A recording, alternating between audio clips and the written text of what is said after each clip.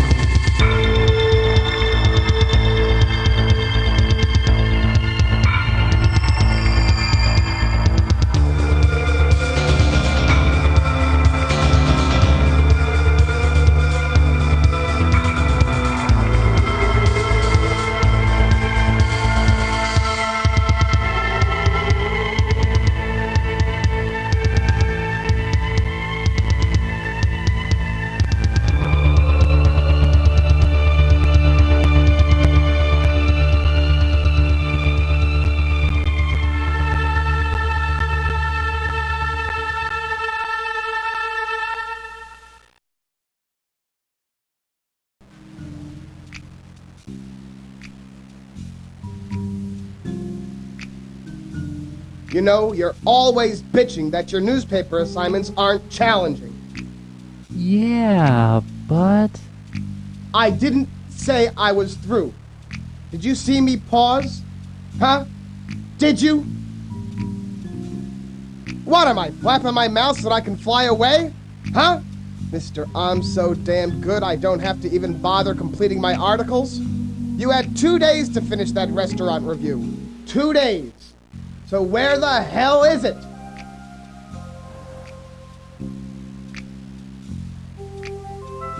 People flip through the New Ars Chronicle because they want to know where's the happening place to eat. These people, our subscribers, turn to us for guidance. They need to be told where the best damn freshly caught worm-free sushi bar in this city is. But we can't tell them. Why? Because one little cub reporter doesn't think it's worth his time. It's not me you let down. It's all our faithful subscribers who every day look forward to opening up the style section of the newspaper and finding a new review of the best food joint that we could possibly grace the cover of our daily section with. So now where are they supposed to eat?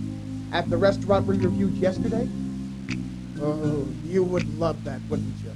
You'd love to see people being forced into eating at some day-old reviewed diner. Well, it's not gonna happen, damn it!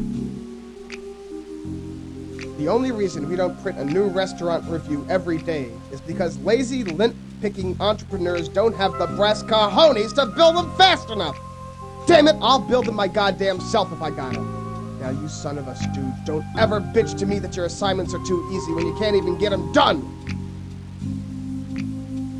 I ever hear you bad-mouthing me, I'm gonna make you staff writer for the obituary.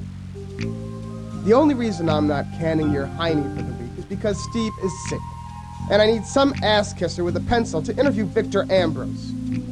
So here's what's gonna happen. You're gonna run immediately to the Ambrose Foundation, and after an amazing first impression, you're gonna interview that rich flake with a depth that only God himself could have.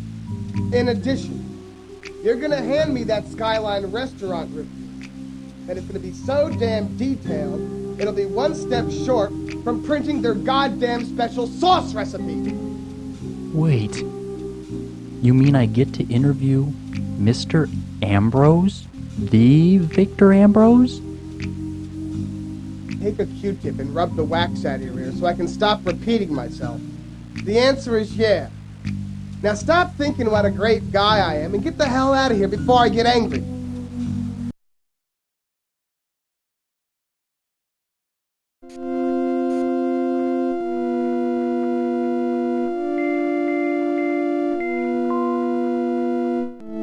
For 75 cents, you can own the city's premier tabloid newspaper. And for 20 more, you can be editor-in-chief. Me, I'm a reporter, and it's another dog day at the New Aris Chronicle.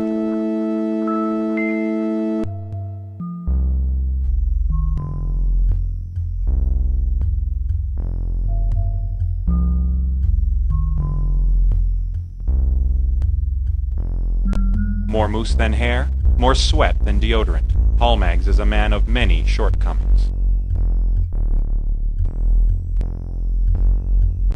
A letter knife sits on top of the small filing cabinet. You slip the letter knife into your pocket and hope you won't trip. The space beyond the door leads to your person.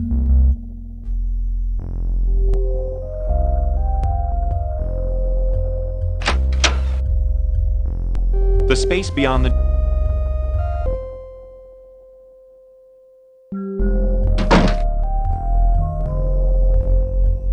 Your colleague Doug appears to be relaxing on the couch. Hillary arches over her paperwork.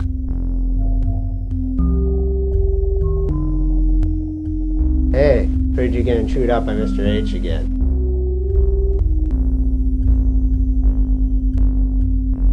Well, it's almost a full moon. You've got to expect a little insanity around here. Which reminds me, there's supposed to be a lunar eclipse coming up in a few days.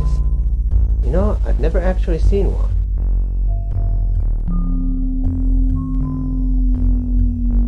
Not true. I found a nice little place a couple miles away from here. If you want, I can take you along.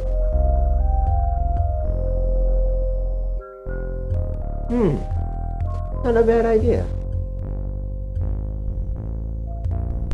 A collection of pens, coffee mugs, and loose papers clutter your desk.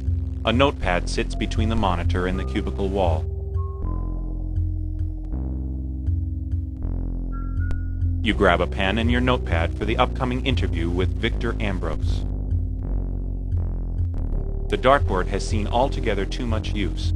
Holes reside in every aspect, including the bullseye. You take your set of lucky darts. Behind the constellation of holes lies Hallmag's unaffected sneer.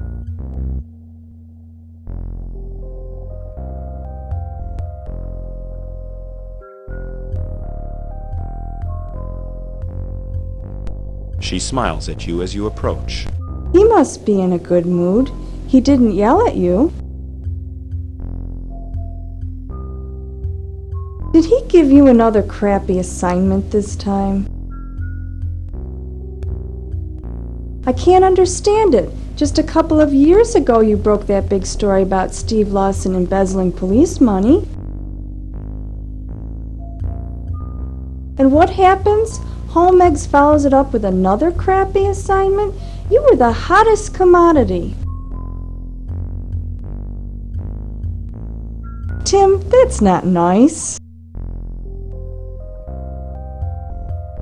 Bye. Oh, and Tim, lighten up. I'm sure the rest of the day will turn out great.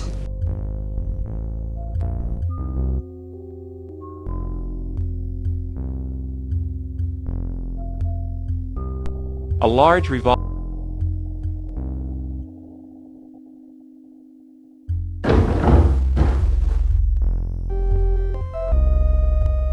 A stocky-looking man is trying to pry open the door to Hallmag's car with a crowbar. Hallmag's pride and joy, and the object of everyone else's envy. A blue van is parked outside the neighboring building. It has been there for the past few days and shows no sign of moving. A red canopy shelters the entrance to the nearby office block.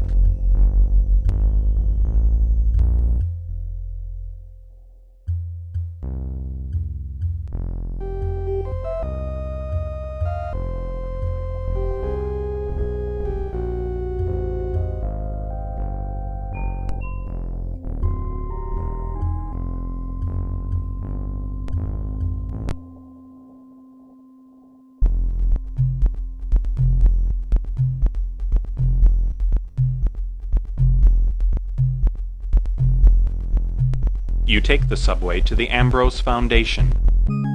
How many fluff stories can I be assigned? After 2 years, I think he would hand me a story that would have some meaning. But then Mr. Hallmags wouldn't trouble himself with articles that required thought. I'm just so sick of taking these trivial assignments.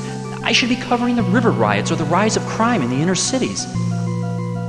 Yeah, well, I have to admit, this interview looks to be more high class than the ones I've done in the past.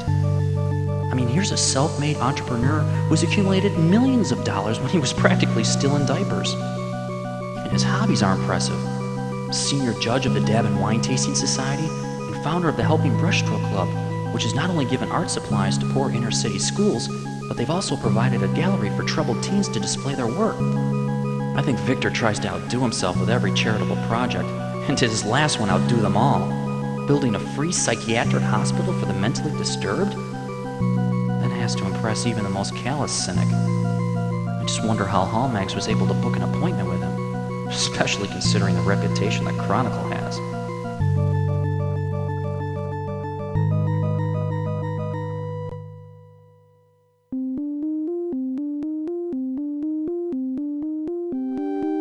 The receptionist is occupied with paperwork. She seems friendly enough.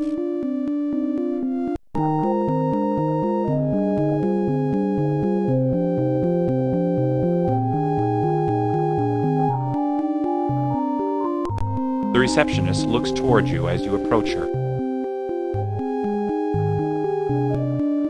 Can I have your name, please? Let's see here. No Tim Matchin. Sorry.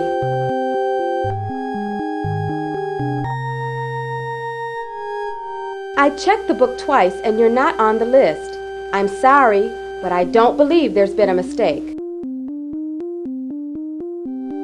Well, when did you make the appointment?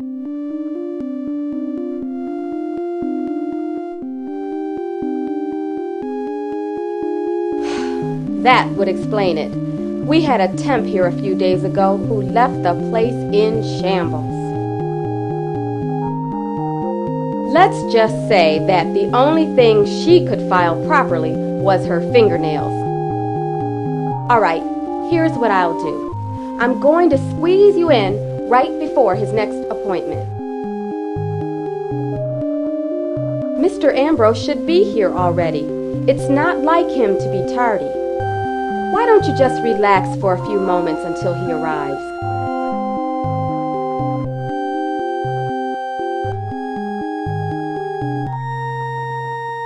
Carolyn, you didn't mention I had any meetings right now. I hope you'll forgive my tardiness, Mr.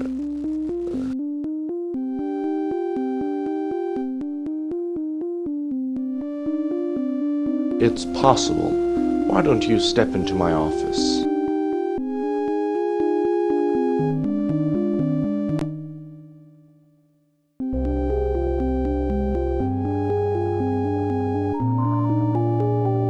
Now, what is the nature of your visit, Mr. Matchin?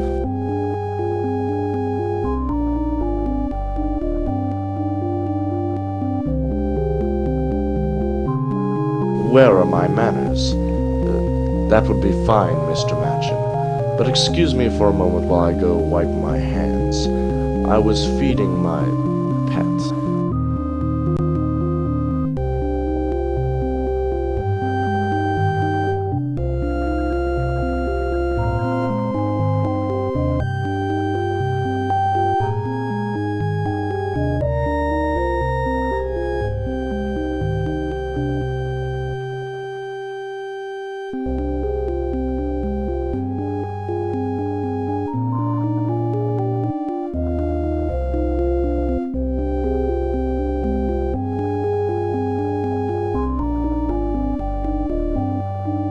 Now, Mr. Matchin, let's get down to the interview.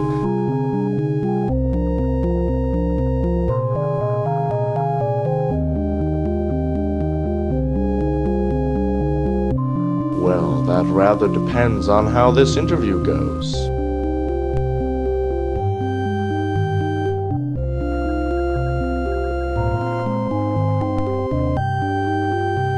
walked down these halls, didn't you feel it? Presence, Mr. Machin. Yes, the presence felt when sharing the same space with great ambition. When I pass by my employees, they radiate a presence so potent that virtually slaps you on the back. Sadly, though, if we went in our cars and drove down a few blocks and then stepped out, you would feel it, a chill coldness. Ghettos are a lonely void, Mr. Machin.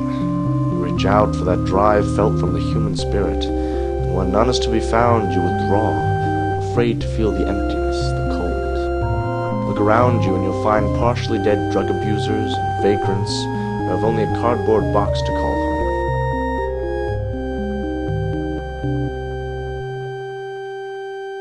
Nothing is sadder than wasted potential. Unfortunately, that seems to be our greatest import.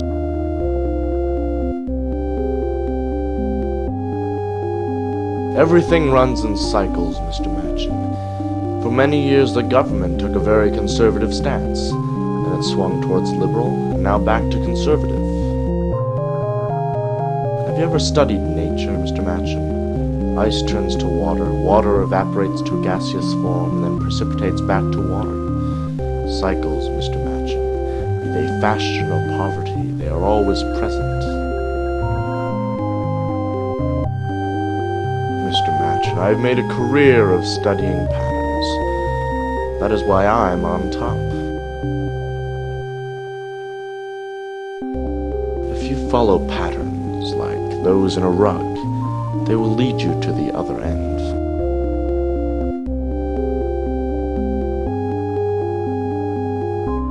If I talk about an idea, they call it philosophy. If I perform an idea, they say it's science. And if I make money, they claim it's business. You can choose any title you wish, but what matters is its essence, not its name.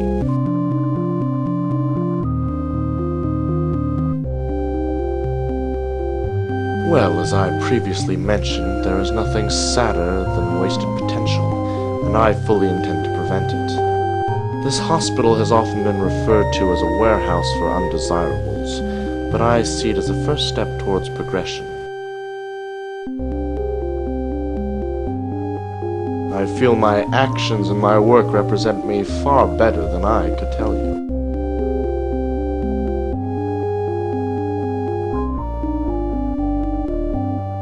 Yes.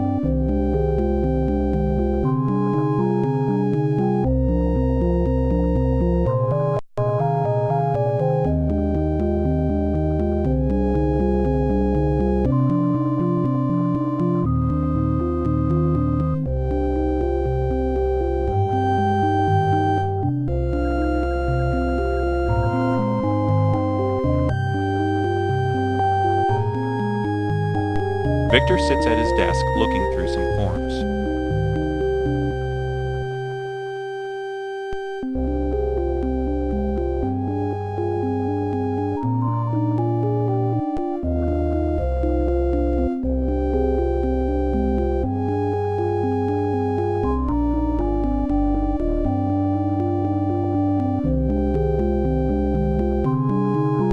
You walk through the doorway into the lobby.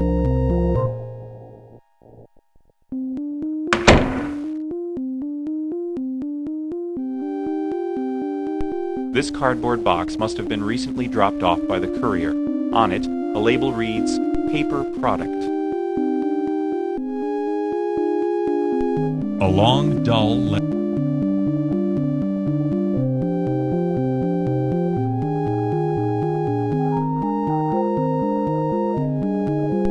With a little effort, the dull paper knife breaks the box seal. You open up the flaps. Inside, you find a stack of food shelter tickets. You pick one up when the receptionist is not looking.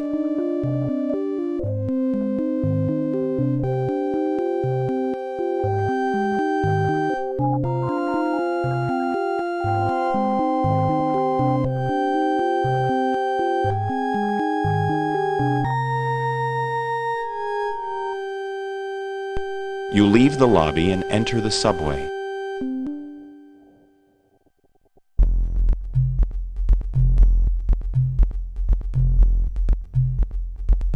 You take the subway to the New Aris Chronicle. That really turned out to be an intense interview.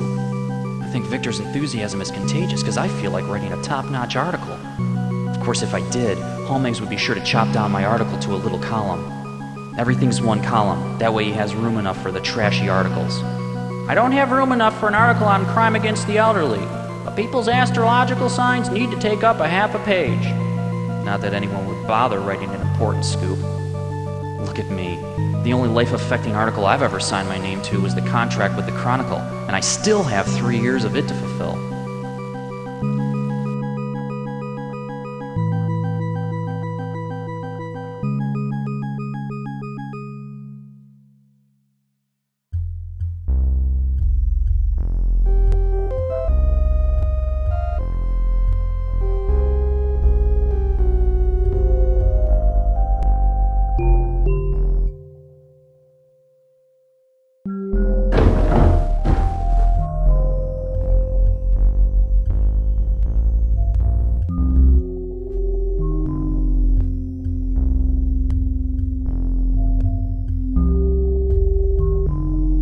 You play back your messages. Matchin, this is Nick. Here's the last of those favors I owe you. Let me tell you, it's big. Real big. Meet me at the usual place at Heisenberg Park in an hour.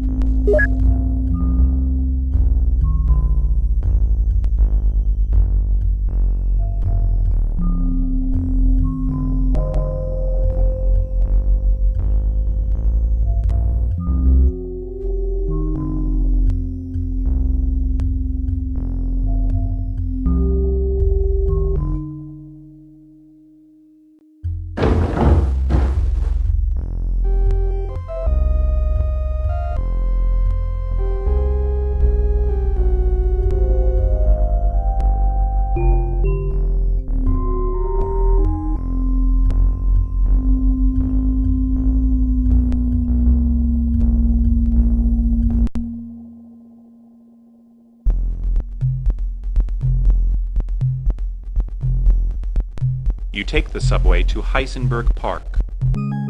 I see Nick is up to his usual tricks, which means a good scoop for me and a nasty headache for anyone on the receiving end. The first time he gave me an inside story, I ended up busting Captain Barbarelli's ex-partner for embezzlement. Of course, Hallmags wanted to completely sensationalize it to the point of lies.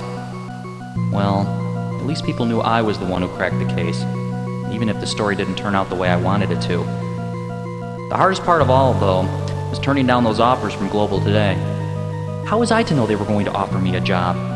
If only I didn't sign the contract with New Aris Chronicles just a couple months before. Anyhow, Nick sounded real jittery, like something intense was happening. I haven't heard him that nervous since the fiasco with his ex Sheila. Oh, what a bitch. She tried to take the car, the house, the computer, everything. Said she couldn't stand his line of work. Well, I can't blame her for that, but I can blame her for lying to the judge about Nick cheating on her. Nick would never have an affair. Sheila was all that was on his mind. As for her, I think I used up every roll of film in just a couple days when Nick hired me to take proofs of her affairs. Those pictures sure helped him win his settlement. Man, did it break his heart. Still, the scenario wasn't all bad. After all, it's how I met him. At the time, he couldn't even afford to pay me for the photographs. Said he would owe me some favors. 5 inside scoops before anyone else could get them. He certainly helped get my career started. Never could figure out how he could get so close to all those scandals without getting caught up in them. He always seems to stay just one step ahead.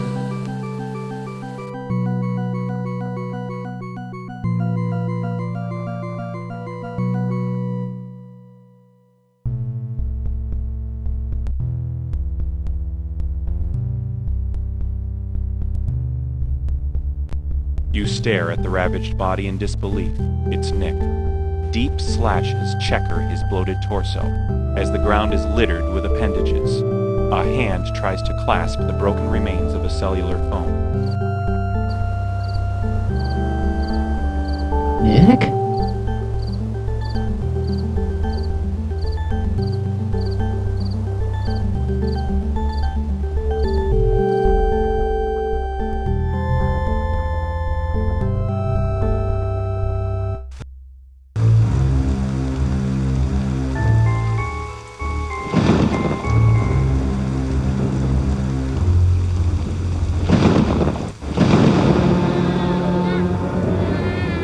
did Dr. Just go to Marlin sleep, do to Johnny, Ricky? and forget about it. Nothing will happen to you, as long as you don't get involved.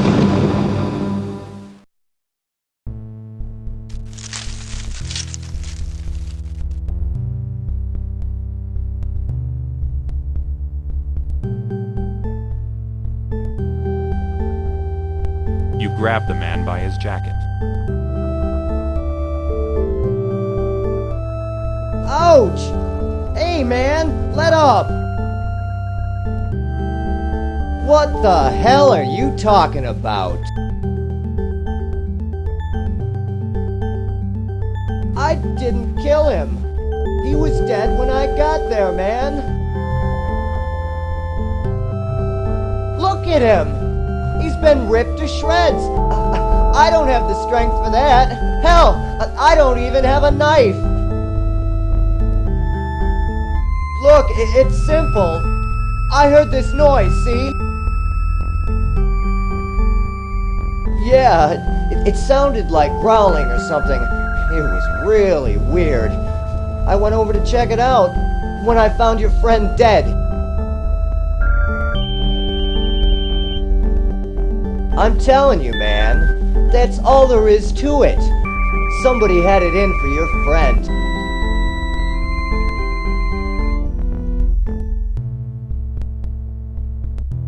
All right, man. All right. There's also this.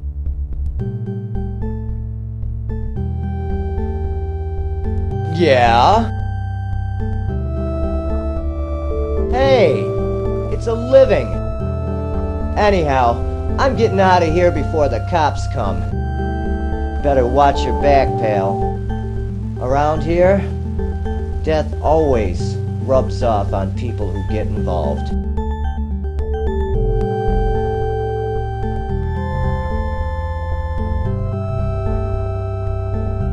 A matchbook, a packet of blue dust, stacks of money, and a fake FBI ID. They bulged the wallet's skin to the point of ripping.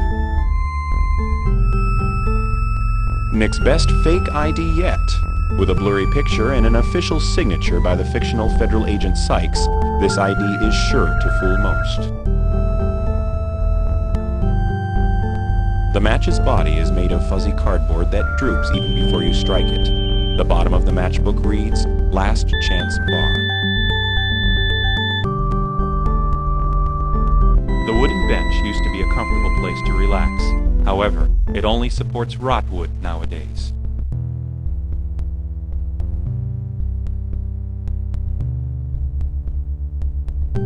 You stare at the ravaged body in disbelief. You reluctantly search for remains. However, all his pockets are empty.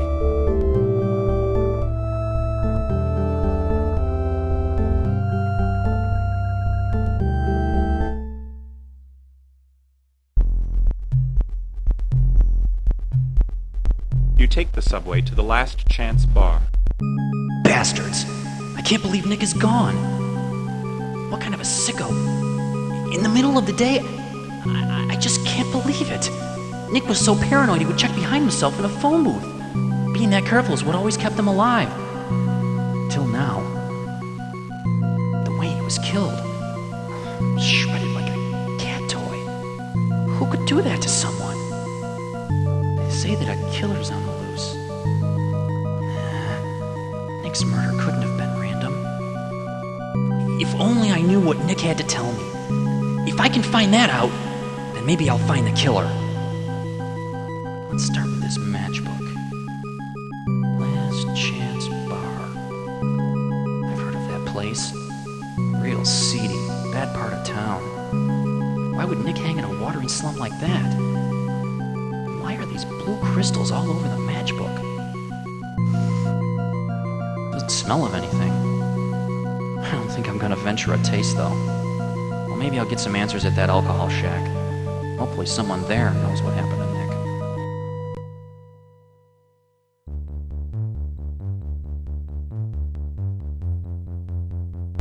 A roughly dressed beggar is contemplating tonight's dinner menu.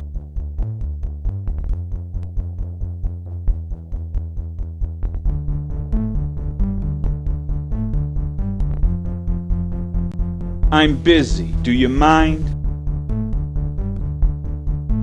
I'm grocery shopping for dinner. Hey, the asshole section's on the other side of the alley.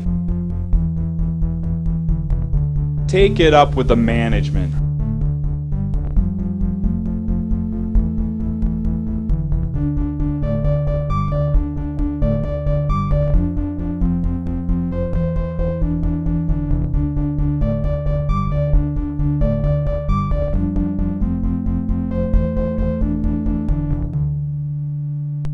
The food shelter.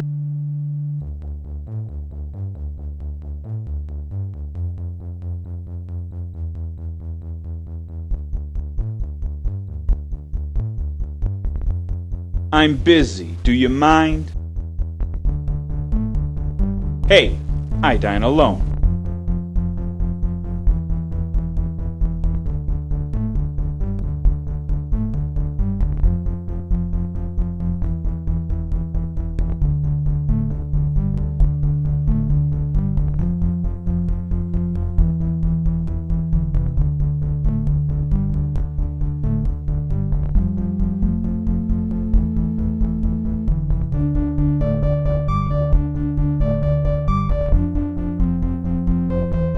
With overflowing trash encasing the alleyway, you wonder why there is a garbage can at all.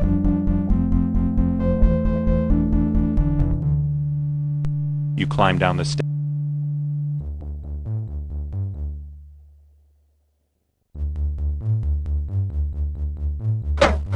Yeah?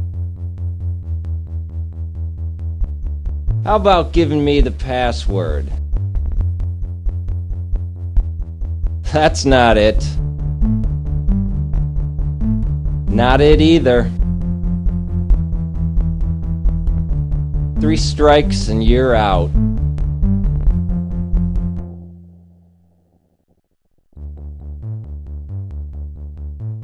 I'm busy. Do you... Can't get past the bouncer, huh? This is great. I'm getting entertainment with my dinner. Tell me, can you cluck like a chicken while juggling empty sardine cans? So, I guess Aunt Edna is the only one. I don't know. Maybe I'd be more willing if I had some sort of down payment. Some real food would be nice. Yeah, well, do you have any booze?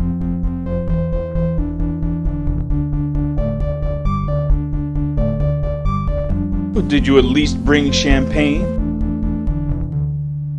Then go crash someone else's party.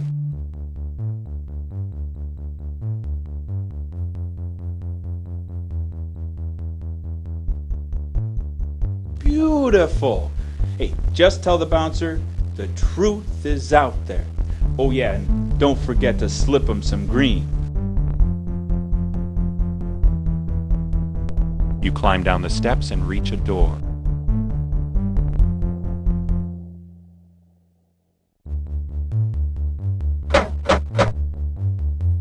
Yeah? How about giving me the password? Your performance would be better with a prop.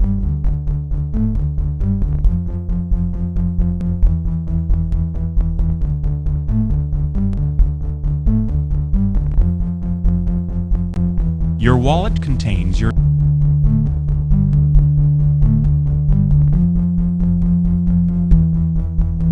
Ah, green's my favorite color. Welcome to Le Chateau Watering Hole.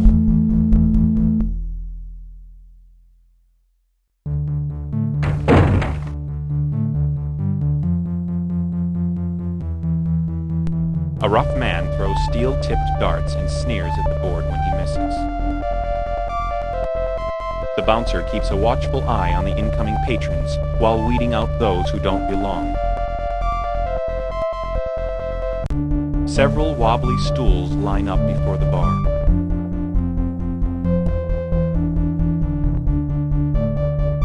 You find a steady bar stool and sit down.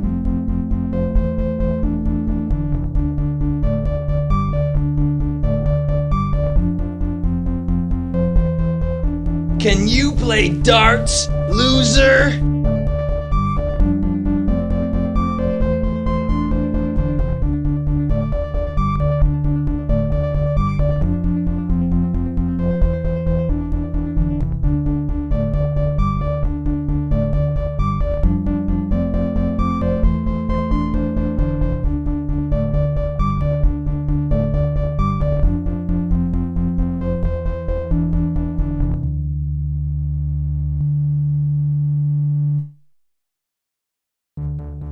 No punk ever does that to me!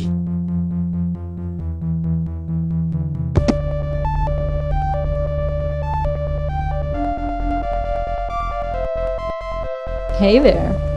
That was some fight. I felt as though I had front row seats. Must have been fierce. Nothing. That was such graceful aim. You really know how to shoot your load.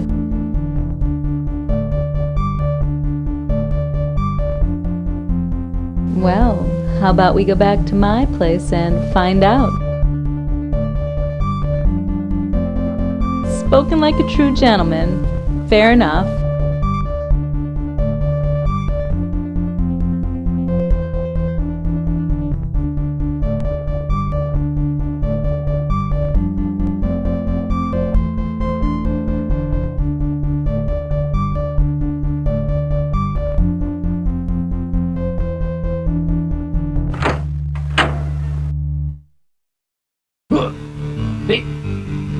Hey, what are you doing? Shut up, man. This doesn't have to hurt. Tony, grab his wallet now. Like hell you will. Oh, shit, there's Ice Rock. Okay, grab his wallet. Tony, man, last night I must have slept with Lady Luck.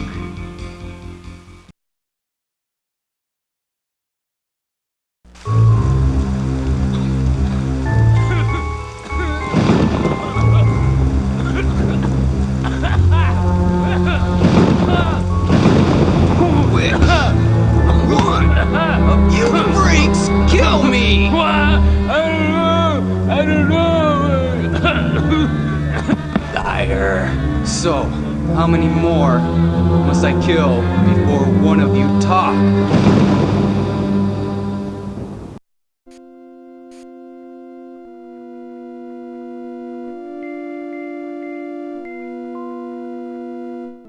I knew I shouldn't have been in that part of town. Why did Nick hang out there? Damn, it looks like those muggers took Nick's wallet and that packet of blue dust. Getting hit must have really shook me up to have such a strange dream. What's the last thing I recall? I remember meeting a beautiful lady. What did the bartender call her?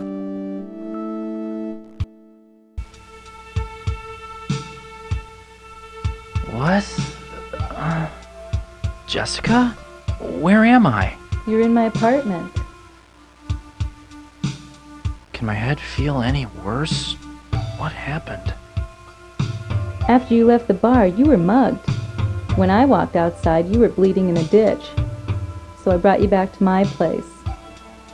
I rubbed some ointment on your cuts, and hopefully that will make them heal faster. Thanks. My pleasure. I'm no doctor, but it looks like you're going to be okay, with the exception of one hell of a headache.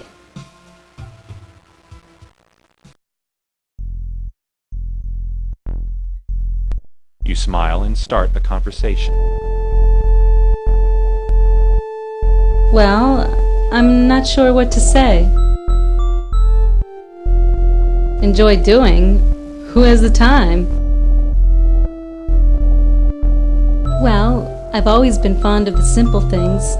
You know, little things, like a flower growing from the sidewalk crack, or a spider weaving a web which glows from the neon sign it hangs from. But that's the point. They're persevering. They perform these rituals that are so plain, they have no room for complications. That's what makes them so wondrous. I survive. That's what I do for a living. Unfortunately, you need to make money to survive. And I did it the only way I know how. Tim, I'm a prostitute. No, it's not like that. I mean, I'm there for business, but when I saw you beat Jack, I knew I had to meet you. He's such a bastard, and no one had the nerve to put him in his place. Well, until you showed up. See, that's what's so great about you. Even though you fought him, you didn't try to tear him to pieces. Most people in a tough situation would either do nothing or they'd go way over to the other extreme. But you were cautious even when you let loose. I know. I guess we all just strive towards being what we can't. And that's what gets us in trouble. Well, that's what Frankie says anyhow. Didn't I mention him to you? He's my boss. He may be a bit harsh, but he was there when I needed someone. He helped me out when I was just a runaway. He does handle people a little rough, but no one messes with him or his girls. It's just that, well, to be honest, I'm scared. Frankie had a serious drug problem a few years ago. I got him to quit, but now I think he started up again. It's all he thinks about. Last week he split a client's ribs for not supplying enough of this stuff. I just don't know what to do, Tim. I hope so. I used to tell myself the same thing, but I've had serious doubts. Maybe having someone else believing in me will make the difference.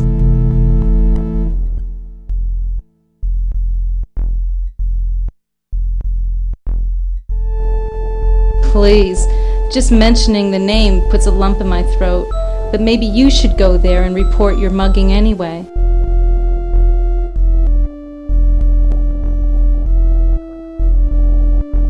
Blue dust? Sorry, Tim, I don't know anything about it. Even with all its problems, it is still my home. Isn't the place romantic? After all, it's where we met. There's so many guys that come by the bar, I hardly keep track of names.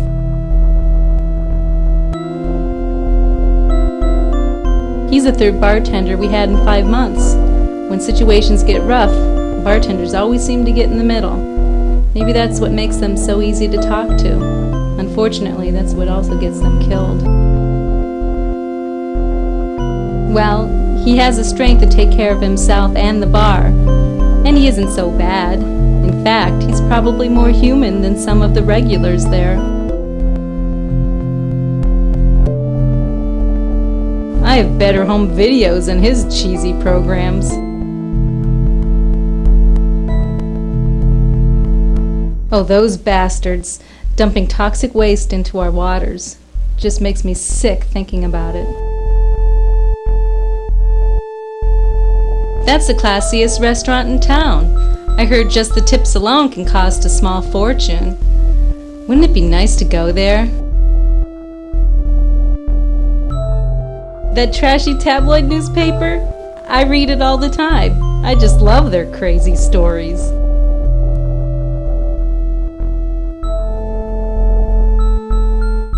Outside of it being so beautiful before it was polluted, only that the biosphere is supposed to pay for all the damage.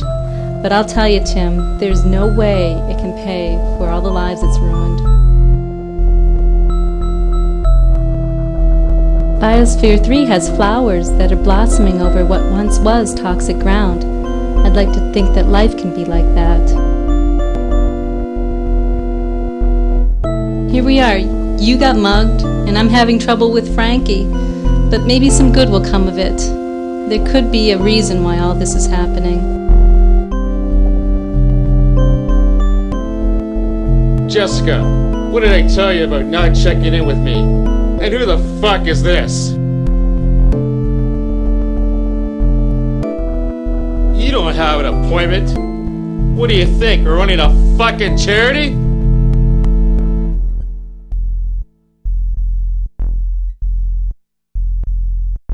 Hey, why don't you shut up before I gut your insides?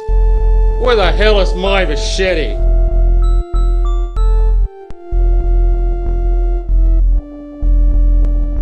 You climb out onto the fire escape.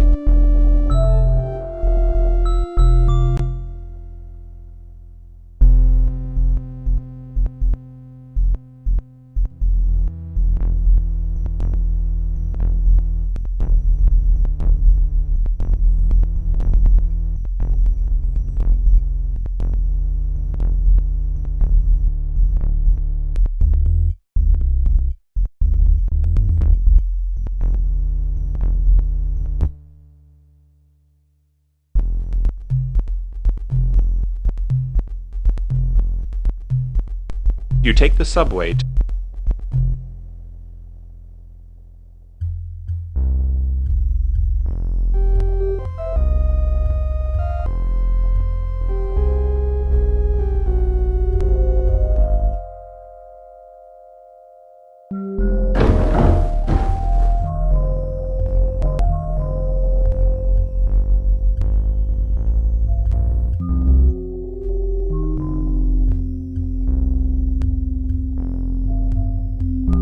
Dust swirls itself into a frenzy, as does your nostalgia.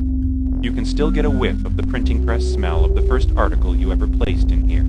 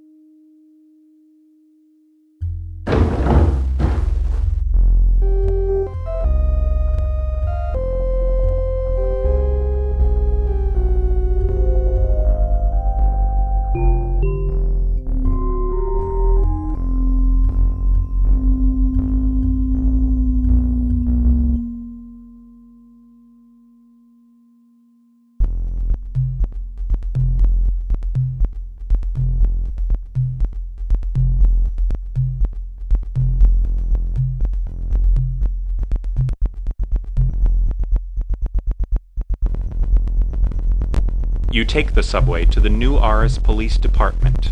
Look, my hands, they're shaking. It's all starting to get to me. I mean, how many times am I going to have a knife pointed at me? All I was going to do was write a trivial restaurant review. Now look at me. I'm chased out of the slums by a crazed pusher, and that was after hallucinating about I don't even know what I saw. An autistic savant be getting mangled by this guy's unrelenting fists. I mean, who the hell was he? And how would he... Wait, how could I even know that that guy's autistic? I didn't see anything that would suggest he was. What am I doing? I'm talking to myself as if this really happened. I need to get to the NAPD and get some control over my situation. I should talk to Captain Barbarelli. He's always in control of himself. Well, except when I ask him to do a favor. Sometimes I think he still holds a grudge against me for busting his partner. I mean, come on, that was 2 years ago, and if he's going to be mad at anyone, it should be his partner. He's the one who stole the drug money. Besides, if anyone deserves to hold a grudge, it's me. After I did that report, I finally got the job offers I've been wanting, but I had to sign on with this trashy newspaper a couple months before. What the hell was I going to do, though? I mean, I need to eat.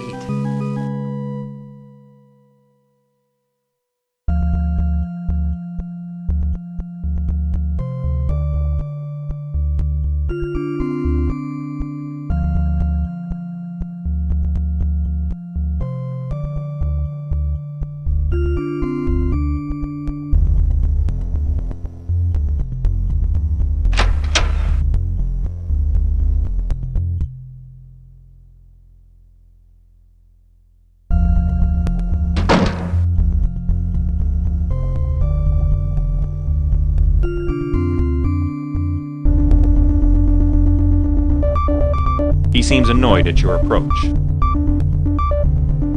Is there something I can help you with?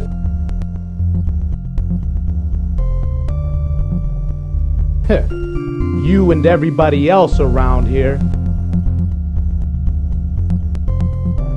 I'll schedule you in for an appointment.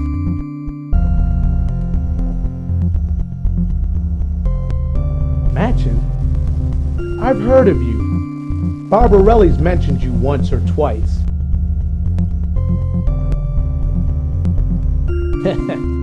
Why don't you wait for him in his office? I think he'll be there shortly.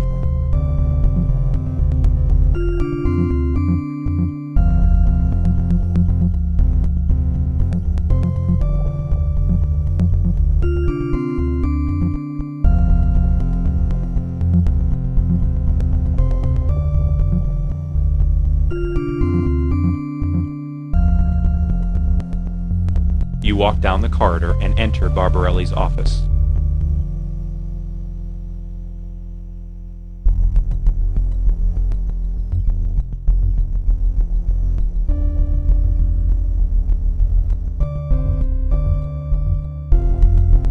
All calls in and out of the police. A large fax machine sits on the desk. A recent fax rests in the received pile.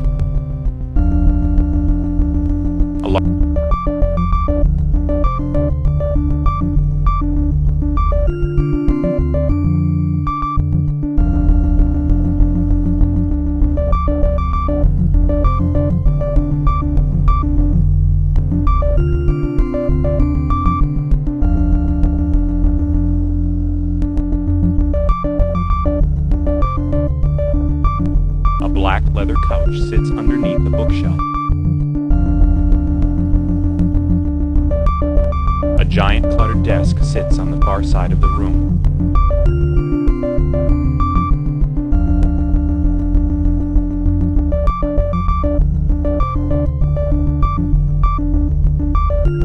You walk out of the office and out to the corridor.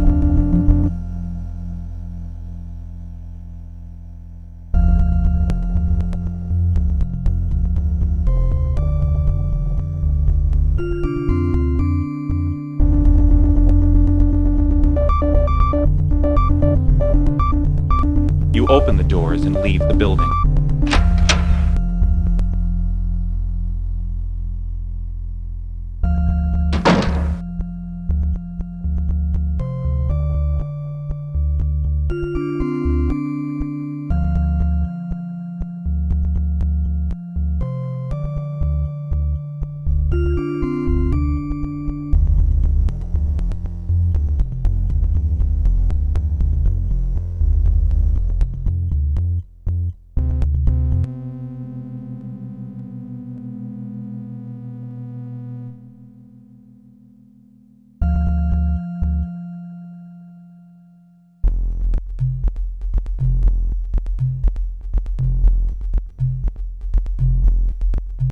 You take the subway to the murder scene.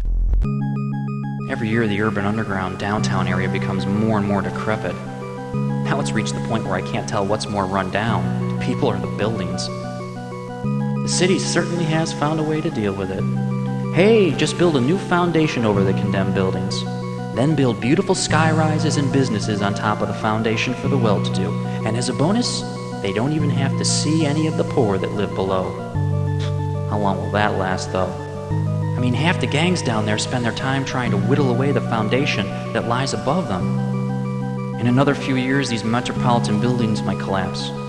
Wouldn't that be chaos? A whole city section goes under, without even an earthquake. Well, that fax said the latest victim was a police officer. Guess there really is a serial killer. Surprised the police were able to keep it quiet for so long. There's got to be a connection between this murder and the death of Nick. Maybe someone down at the crime scene can shed some light. That is, if I can get in.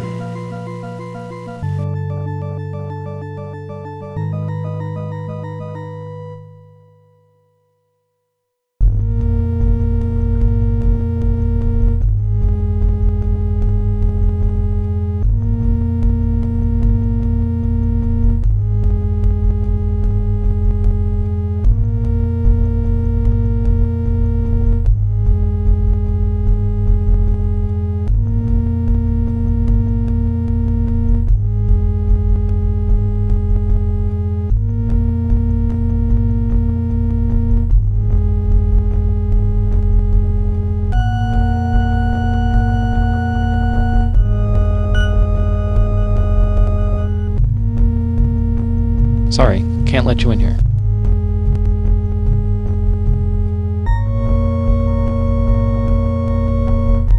Nick's best fake ID yet.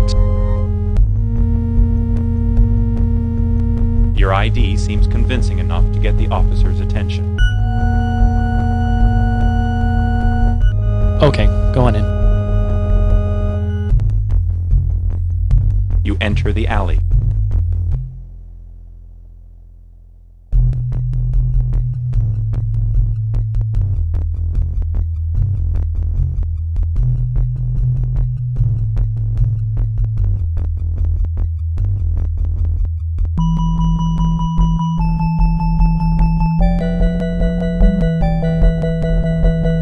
Yeah? What do you want? Sorry, Agent Sykes. I've been up for the past 3 days, and it's been getting me a little testy. What can I help you with? But please, make it quick, because I'm on my way out.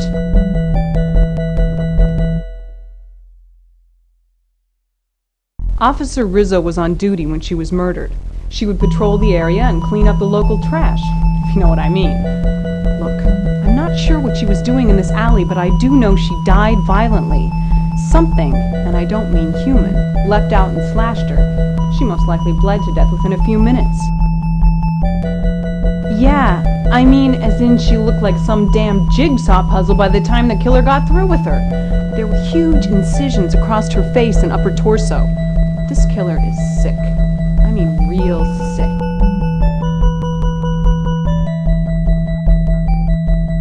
Well, we don't have much.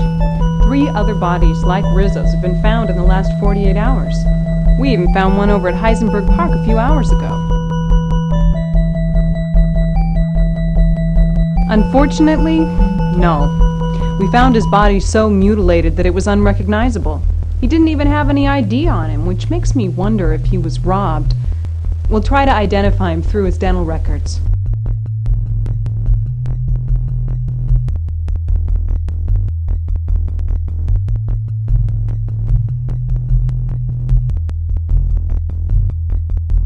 No person has that type of strength. But there were humanoid footprints found by the victims. The boys down at the station think the killer's a cyborg with prosthetic claws. As for me, I'm not jumping to any conclusions until there's more to go on. She was brought to the city mortuary about an hour ago. That's the whole point. We don't. The killer hasn't even left any recognizable fingerprints on any of the victims. It's so frustrating. Funny you should mention that, because there have been a number of bodies in the last 2 weeks that had small traces of blue dust on them. But more than that, these bodies were decayed. I mean, decayed. 5 years on the force? Never seen anything like it. I don't think so. This is definitely the work of a vicious killer. As for the decayed bodies, though, we're not sure what's causing it. It may be some new type of lethal narcotic. You might want to talk to Jim, the head forensic down at the station. I'm sure he knows more about the blue dust than I do.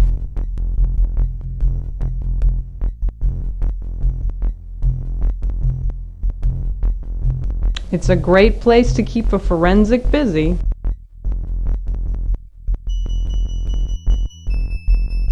If you talk to Fred, the chief mortician, I'm sure he'll be able to help you.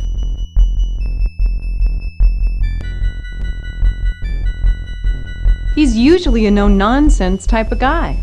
We always try to help each other out. Which reminds me, he owes me some lab equipment. Too bad. I could really use that right now.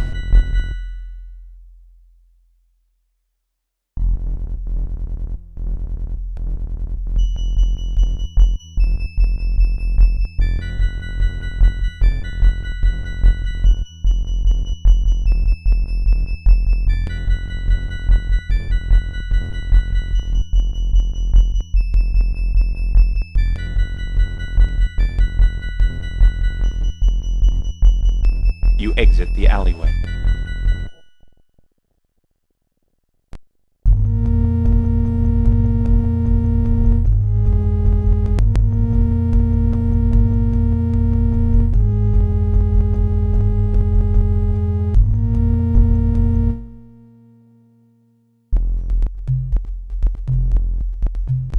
You take the subway to the morgue. There are too many loose ends and not enough tight answers. A murdered police officer and Nick's death. Where's the connection? They were both slashed brutally. That can't be a coincidence. Shootings might be commonplace around here, but having a body checkered with claw marks is definitely the work of an individual, and a sick one at that. Nick and this officer, I think her name was Rizzo, might be in a position of power, but what about the other victims? One was a community college student, and the other was a desk clerk for a fishing company. Not exactly frontrunners for a terrorist group, but then why else would they be killed? Unless they were bystanders who got in the way when he set out to kill Nick and Rizzo. But how could that be? They were killed several days before Nick. Just doesn't make sense. Well, maybe the chief mortician can fill in some blanks.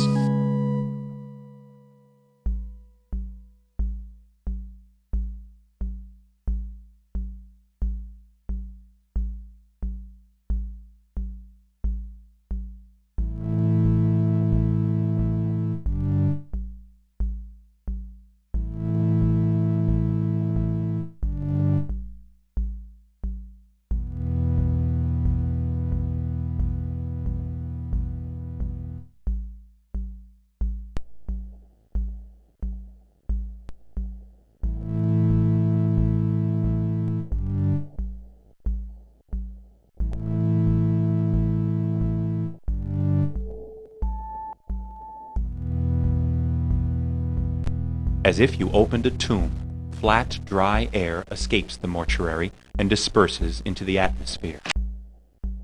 You enter the silent building.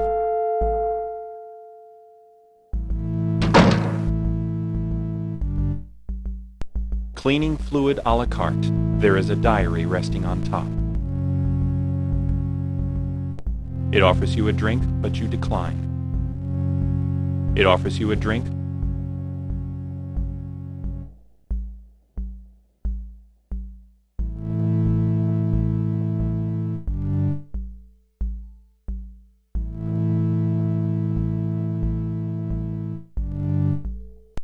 The janitor barely pays you any attention. He is grumbling to himself about how much work he has to do. He's totally incoherent.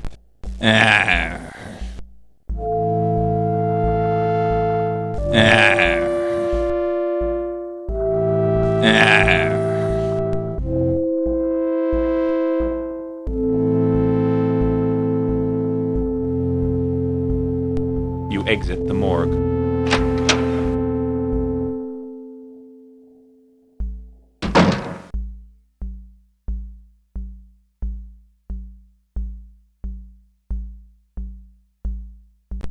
A warm, pasty smell rubs against your nostrils. Its delicate aroma is reminiscent of a compost heap that has been out in the sun too long. After a few more sniffs, you decide to refrain from going down. You submerge your hand into thick, bubbling, pasty gunk. A half-eaten banana squirms and oozes between the cracks in your fingers. You finally find a picture of a young woman. You remove as much gum as you can, and then you carefully place the photo in your wallet.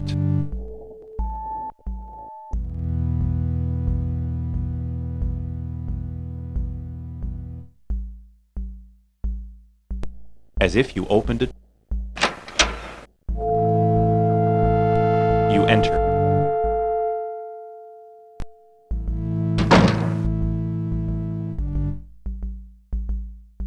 If Darwin was a photographer, this would have been his snapshot of the missing link.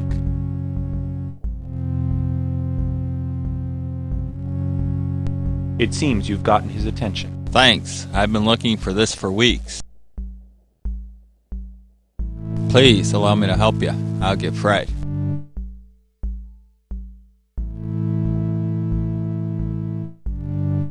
You press the button only to discover it's out of...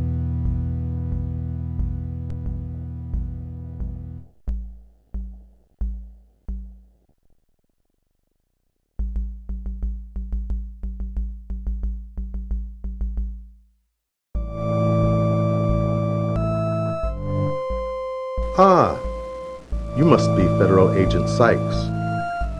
I'm pleased to make your acquaintance. How may I help you? Certainly. I am here to be of service.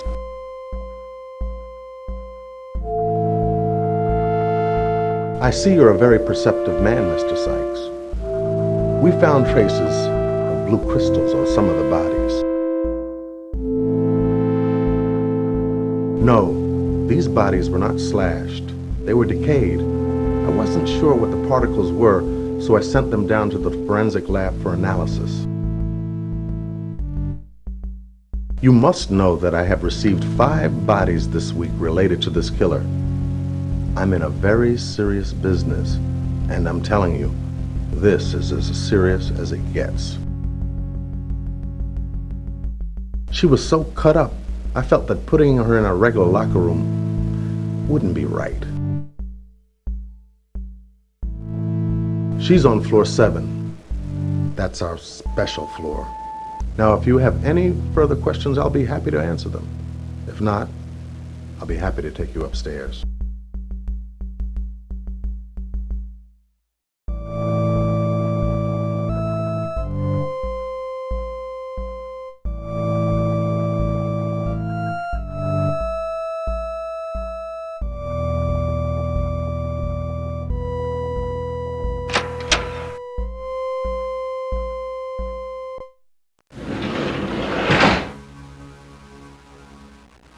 As you see, there's not much left to go by. The deep lacerations in the torso resemble the mauls of a Sundarban tiger, but the 2-inch depth of these slashes is remarkable, even for those man-eaters. A peculiar pattern is recurrent in all the lesions, an upward cutting stroke. This is quite atypical of the downward clawing pattern of most animals. You will note the number of cuts in the throat and face. They are seen at both lateral directions and at considerable height from the ground, indicating a bipedal attacker. When she was found, the hands were completely severed in an upward motion, probably in a last defensive attempt.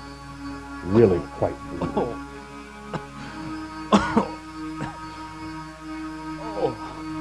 Excuse me, I feel...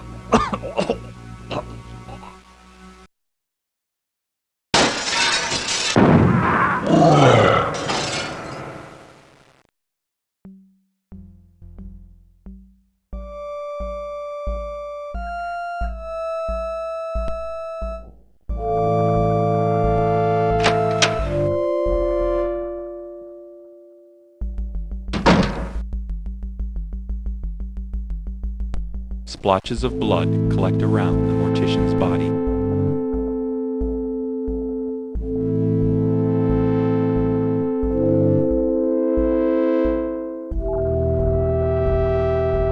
You carefully remove the goggles and try to wipe free the droplets of blood.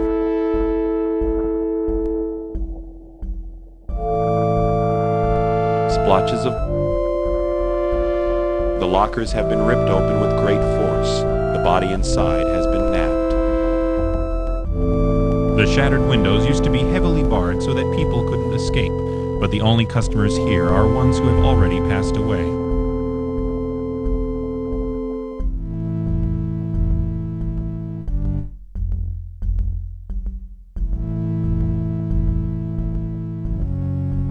You pull open the doors and walk into the corridor.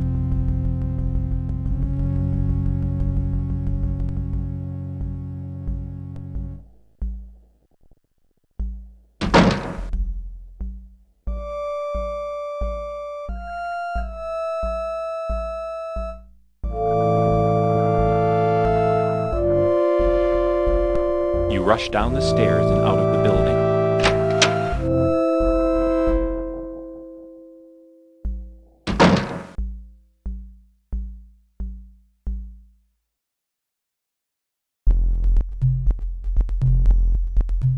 You take the...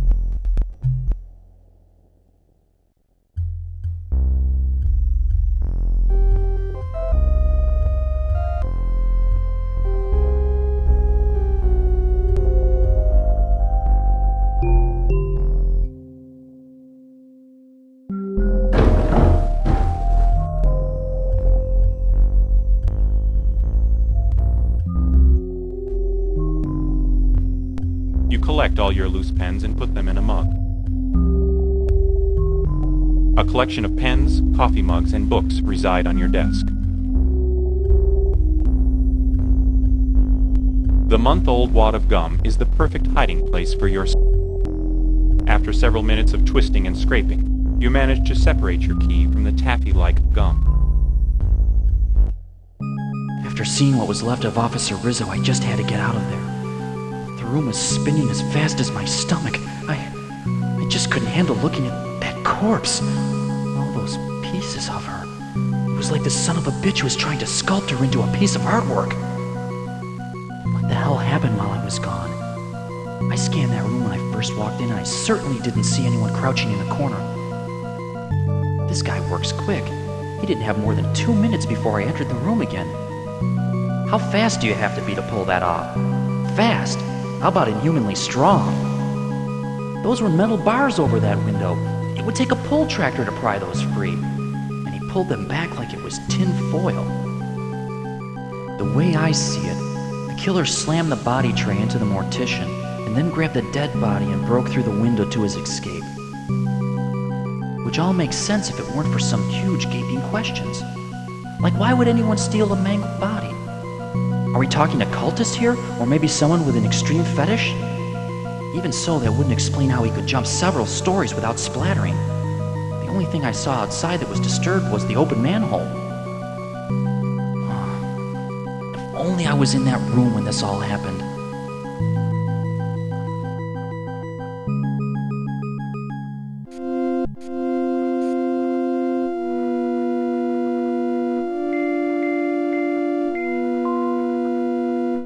First Nick, then that police officer, and finally the mortician. What the hell is going on? I keep getting this shaky feeling like I'm snooping around a house with a flimsy structure. The more I pry, the closer I get to it all collapsing around me. I just need some sleep. I'll deal with it all tomorrow.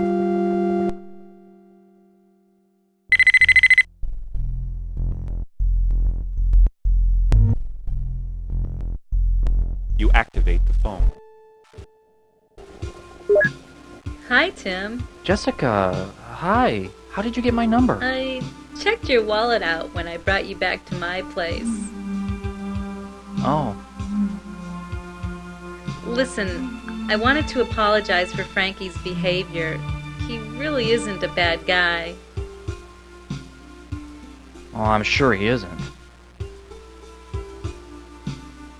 Well, I really want to talk to you. How about dinner?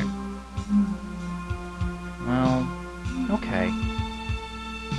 I have a friend who works at the Skyline restaurant. I'll try to make reservations. I'll tell you what, I'll page you as soon as I do. Great, I've been meaning to go there myself. Listen, Tim, I really have to go. We'll talk over dinner. Wait, guess I'll see you soon.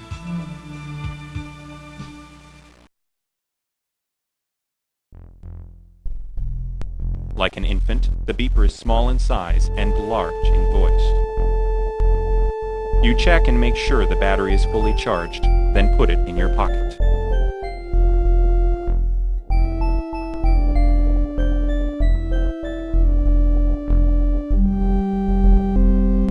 You open a drawer to find a collection of plastic lunch bags and twist ties. You take a plastic bag and twist tie.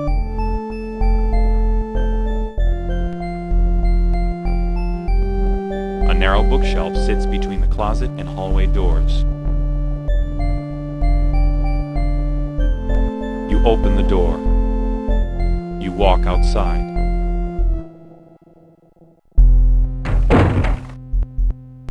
Even though the stand remains hidden in the alleyway, there are enough regulars to keep it open despite its location. You strike up a conversation. Hey, Tim! How's it going? Your usual? So, how goes the reporting war? Yeah, well, I might have a tip for you. It ain't much, but... Nah, this is legit, man. I got this direct from my brother, who got it from his cousin's friend. You're laughing now, But you remember how the homeless started disappearing about a year ago? Was over. I hear more street people are starting to disappear, except this time, before they vanish, they start acting real strange. Now tell me there's not a connection. Something to think about, man.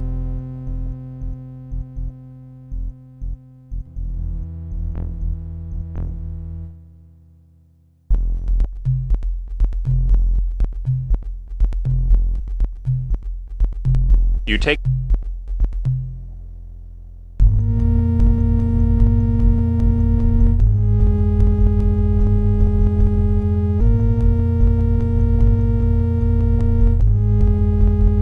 You enter the alley.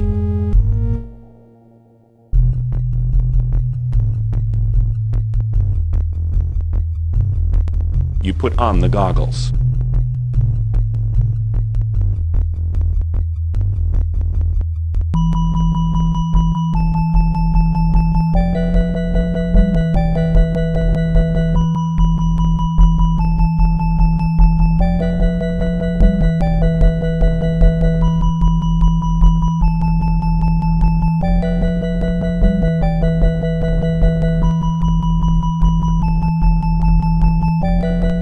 Take the tissue and put it in a plastic bag.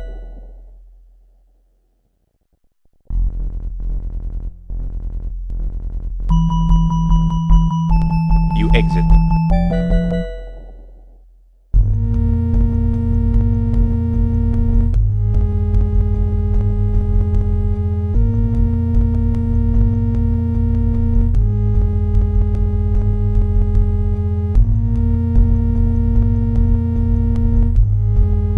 You kneel down next to the man and try to talk with him.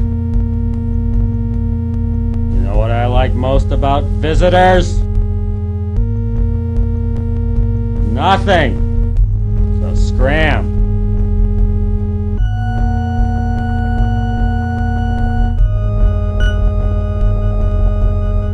Tokens issued by the new...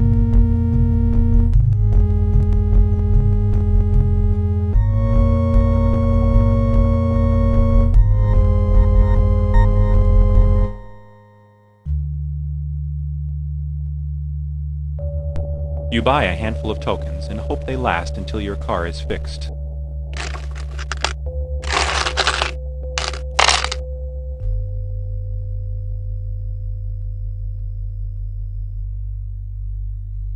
You go through the turnstile and board the train.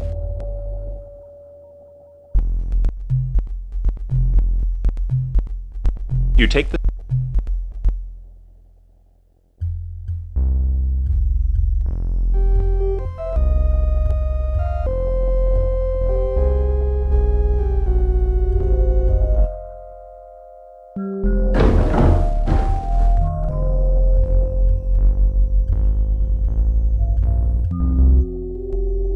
Oh, hey Tim. How's it going?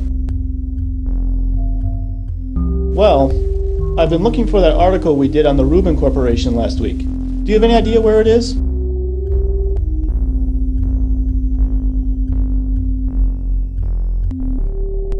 You open the drawer and look through the supplies, which are still in their usual disarray. You collect all your loose pens and put them...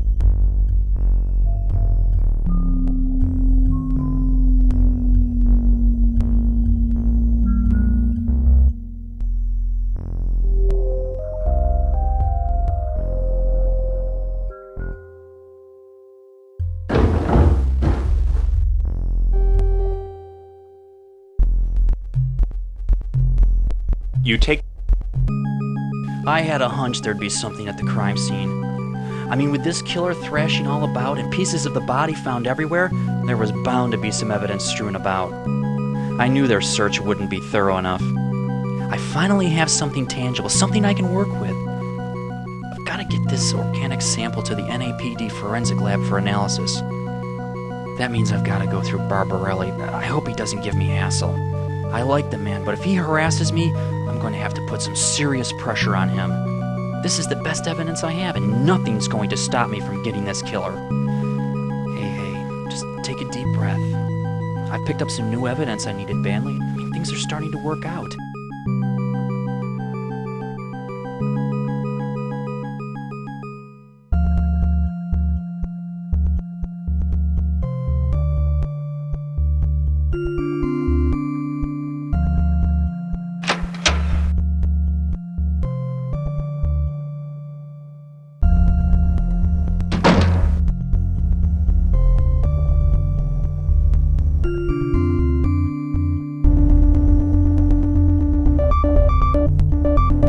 You walk.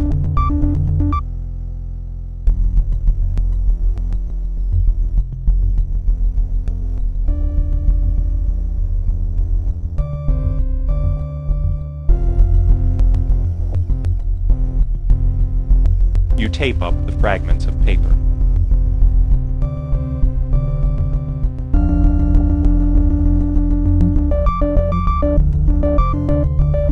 The paper is part of a letter, apparently from Barbarelli's mistress.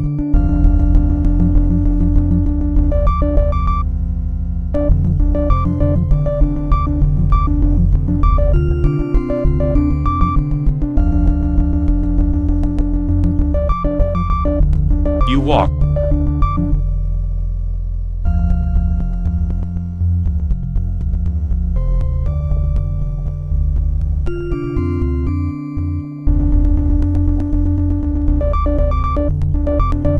He's not there yet?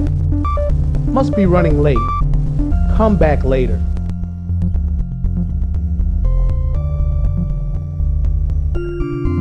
You open the doors and leave the building.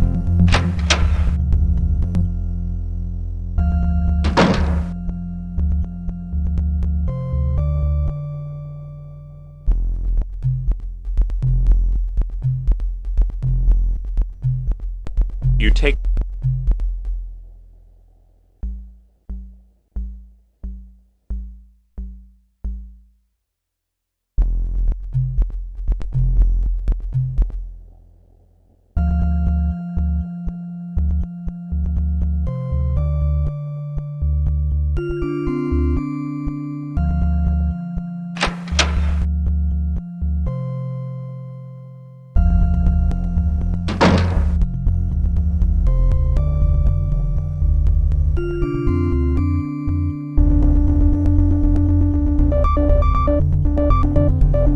You walk down the corridor and enter.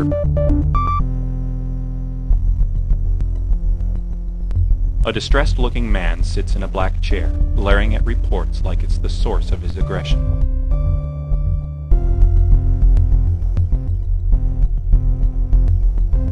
You attempt a conversation. I don't have time for interviews, Matchin. Look, it's off limits, and you know it.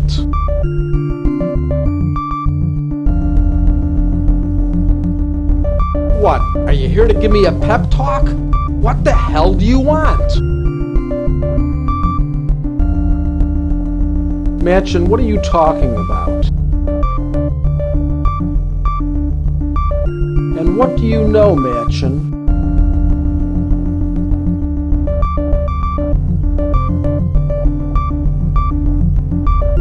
Whatever, Matchin.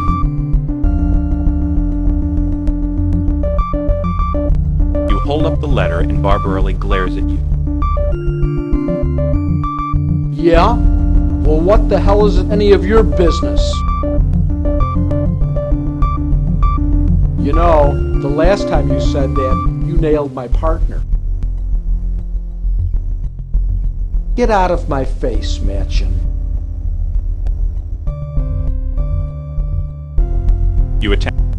Matchin, I don't have time for any more favors.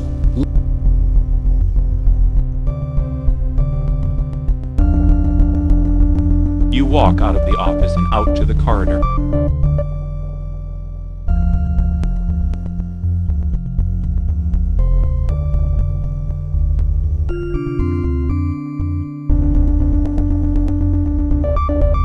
You walk down the hall and enter the forensic lab.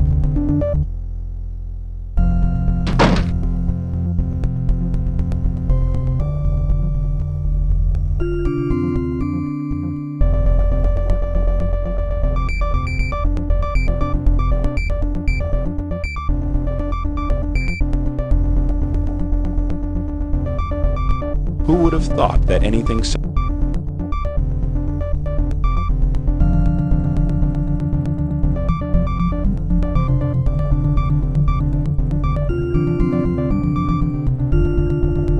You write a short note with a pager number you can be reached at and place it on the door.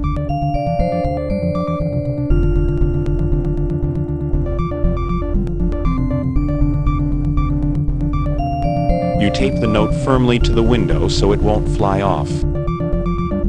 You open the door. You walk out the door and into the hall.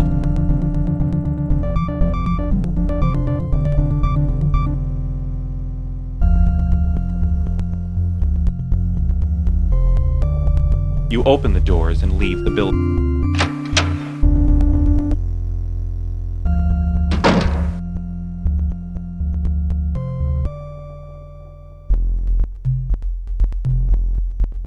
You take...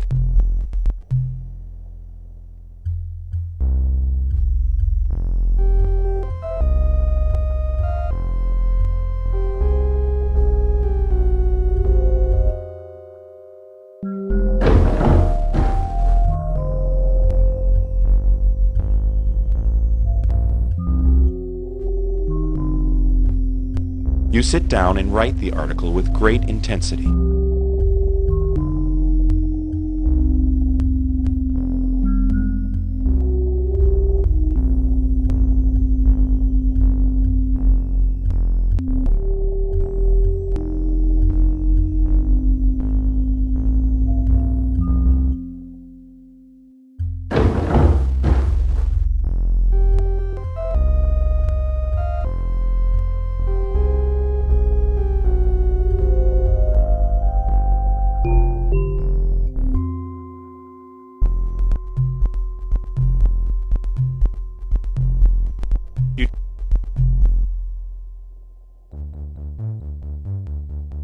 With overflowing trash encasing the alleyway.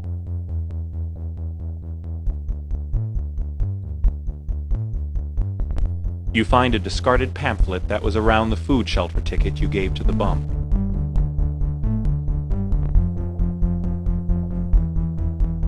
You climb down the steps and enter the bar.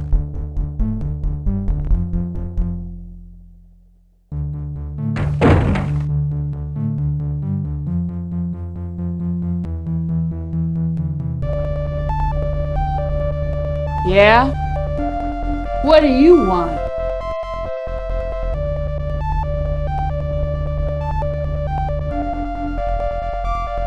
Well, buy me a drink and we'll talk.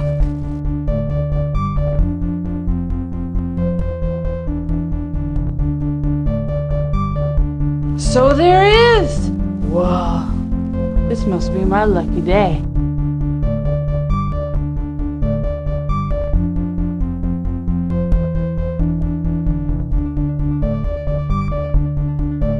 Hey there, what can I get you?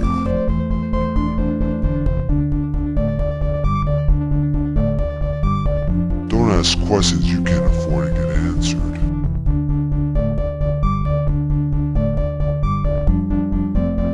It's trouble, especially if you owe rent money, if you know what I mean. My advice, don't.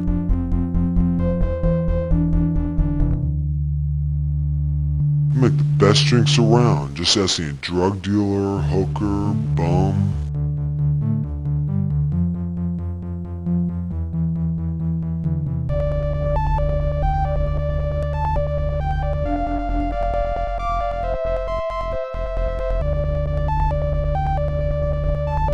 You strike up. Go drink. I'm busy.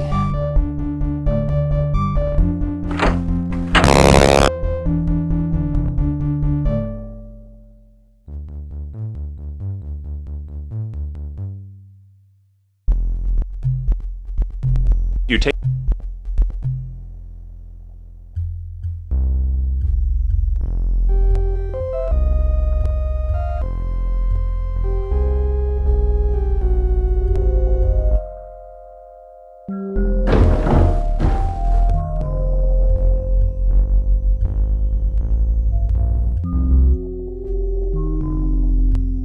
You use the information from the pamphlet to finish your article.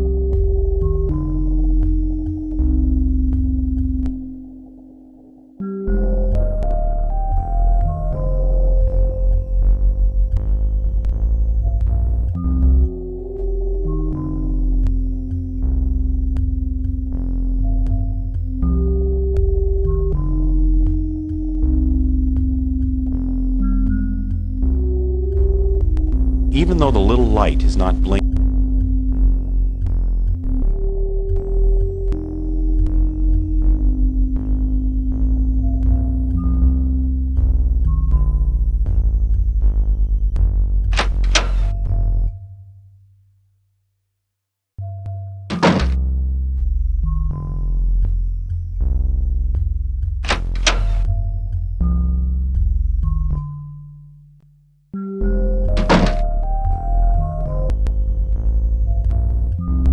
who would have thought that anything so...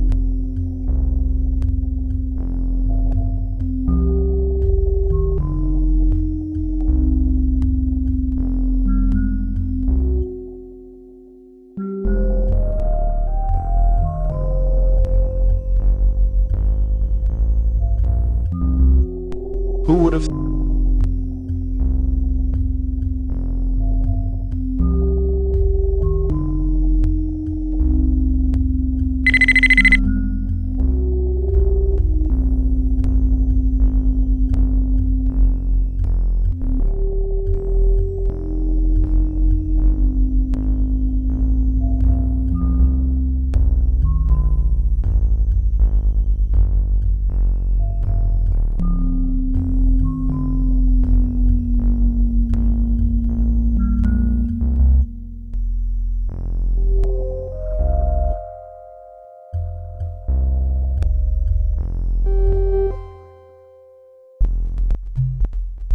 You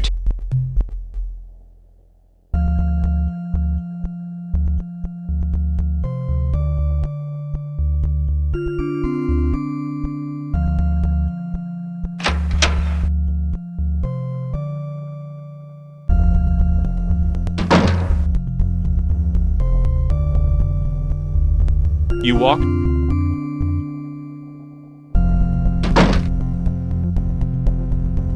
Ah, you must be Mr. Matchin. Captain Barbarelli phoned to say you'd be arriving. He was not in a good mood. No, not at all.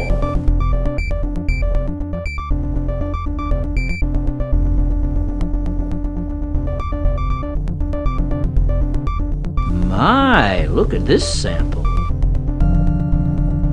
I understand. I'll call you when I'm finished.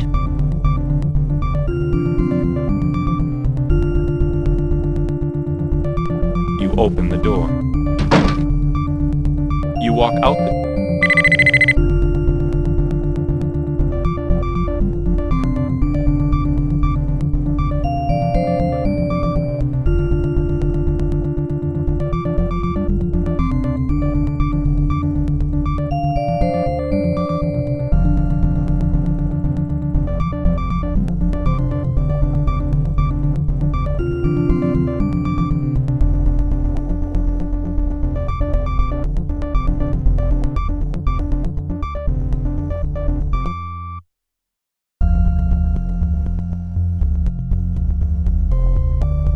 You open the doors and leave the...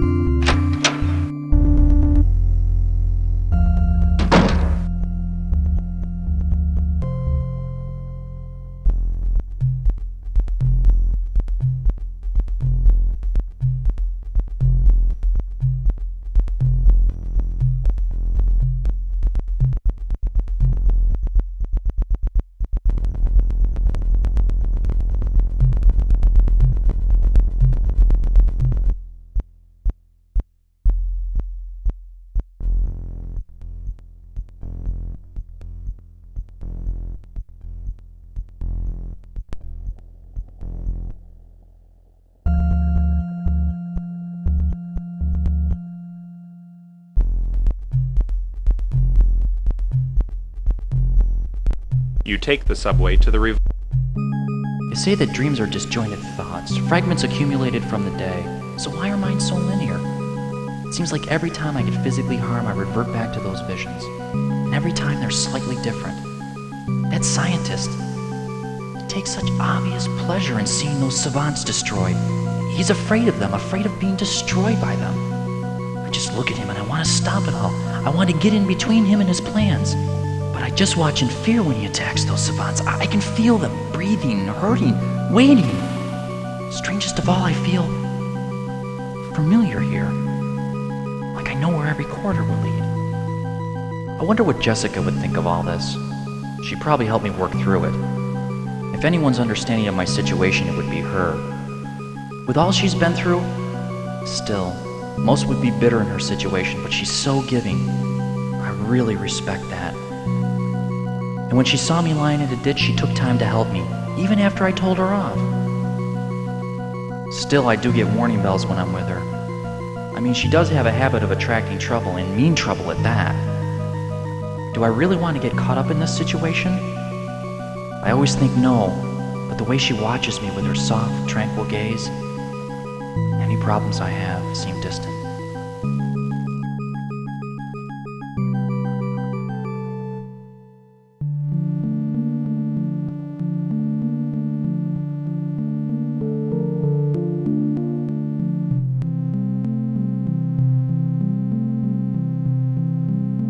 The glass door.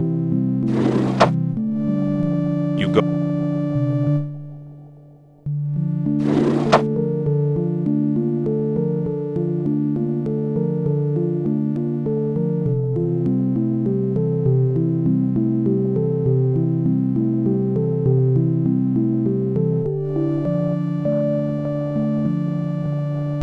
You need to talk with the computer.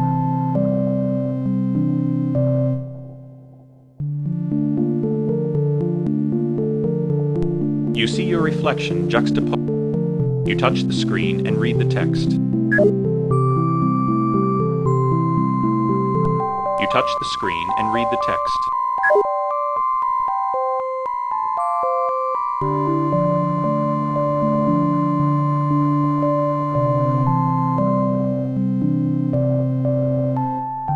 You push in your license.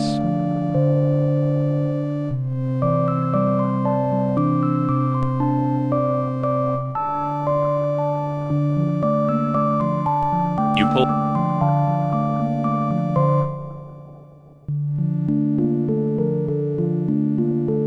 The doors slide open. You take the elevator up to the eating deck.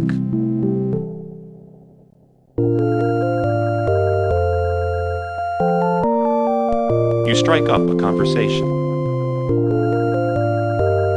Oui, monsieur. Right this way. Madame has already arrived.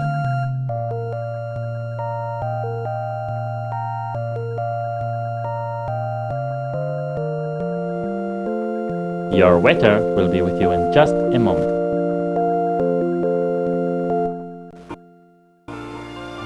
Hi. Glad you can make it. Me too. I don't suppose you know of any surprise visitors that plan on throwing me out of here, do you? I'm really sorry about that. Frankie gets, well, a little testy. That's testy? I'd hate to see him when he's in a bad mood. We're having dinner in one of the most romantic restaurants in New Aris, and all we're doing is talking about Frankie. How about talking about us? Yeah, you're right.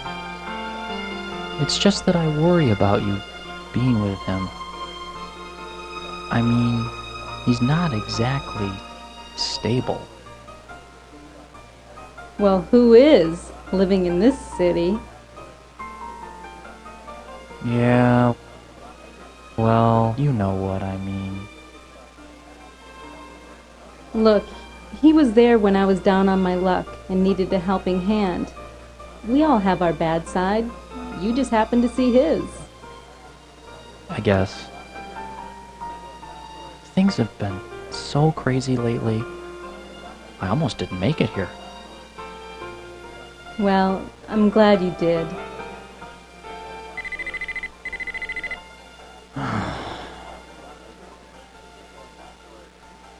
Ignore it. It's just my boss calling to yell at me. Well, you don't want to make him mad. Maybe you should answer it. Forget about it. I just want to talk to you. I would resent myself all night if I didn't say this. Didn't say what?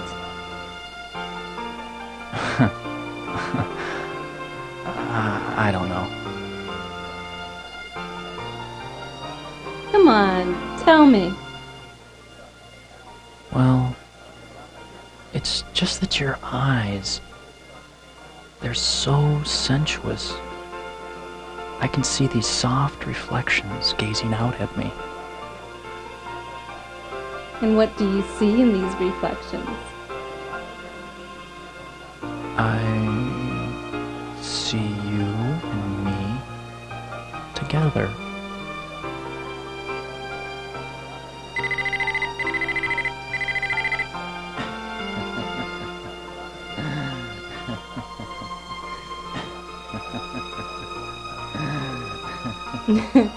I think you better get it. All right. I'll be right back. But don't go anywhere.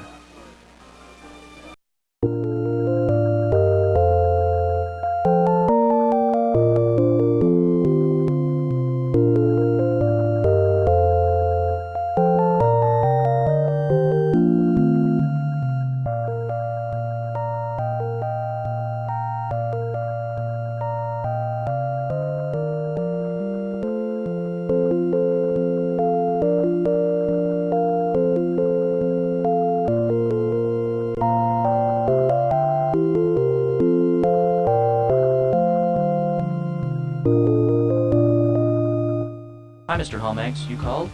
What? No, you don't understand. I'm working on the story right now.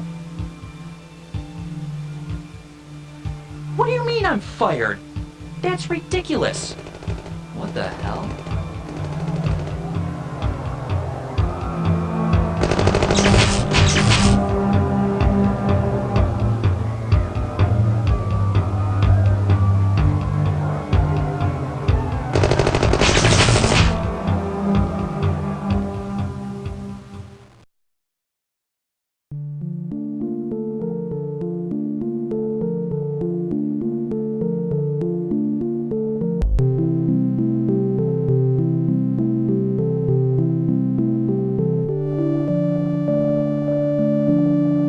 The power appears to have been cut off.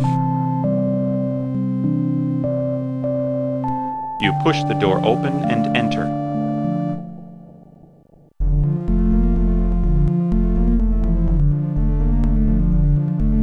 Well, what the hell are you waiting for? Untie my hands! You loosen her bonds and she wriggles free. The guard plays back the security tape.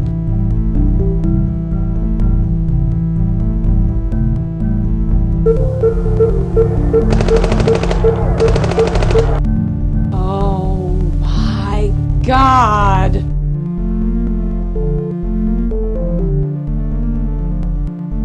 No way! As soon as the police get here, you're going down to the station for questioning.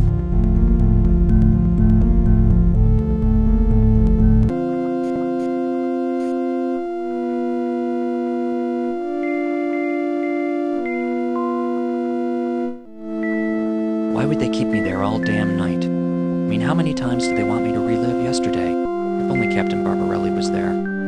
I just need to get some sleep right now.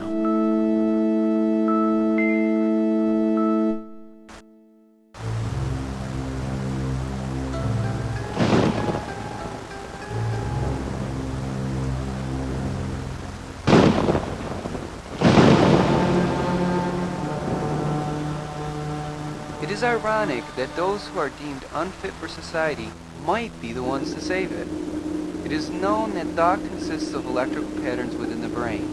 However, there are certain individuals who register heightened levels of electrical activity, which actually cause an increase in psychic ability. This unique gift, for reasons unknown, applies to certain idiot savants. My extensive work with these patients has led me to having a vision. My own death at the hand of one of the savants. This type of retaliation is unacceptable, and therefore it is their own actions that has caused their demise. However, this trauma has also served another purpose, an increase in electrical activity which actually intensifies their psychic ability. They think their abilities make them superior to me, but I can show them that destiny is only a slave to the present.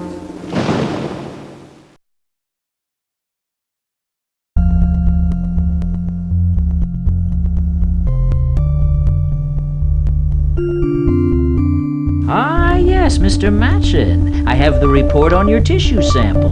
Follow me to the lab.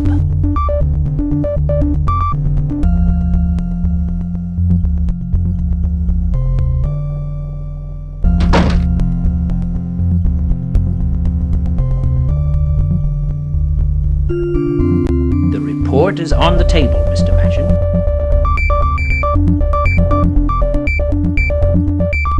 You pick up the report and browse through it.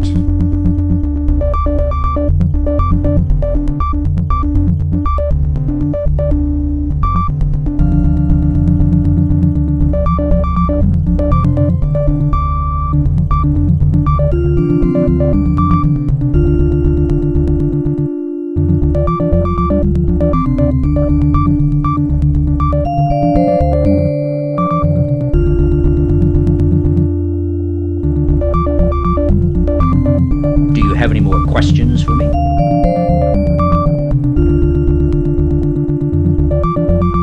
It's a noble place to work for.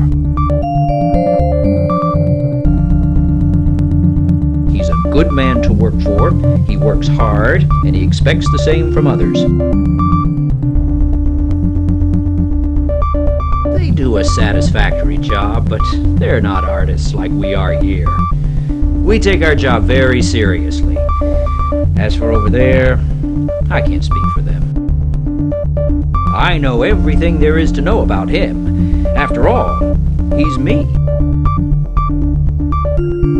What everyone else knows, a well-organized assassination took place there. Oh yes, these hitmen knew who they were going for and where he would be sitting. Very suspicious indeed.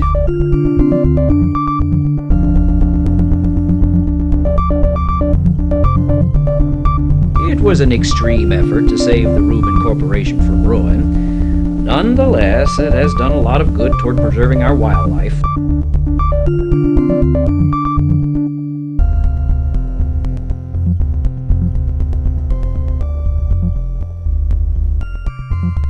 Lines of text engage. You quickly scan through the text.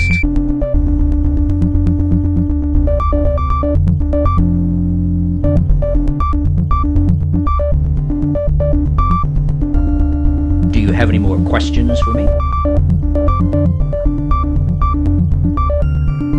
Only posthumously. It was quick. As quick as 2 gyro rockets slicing through his body.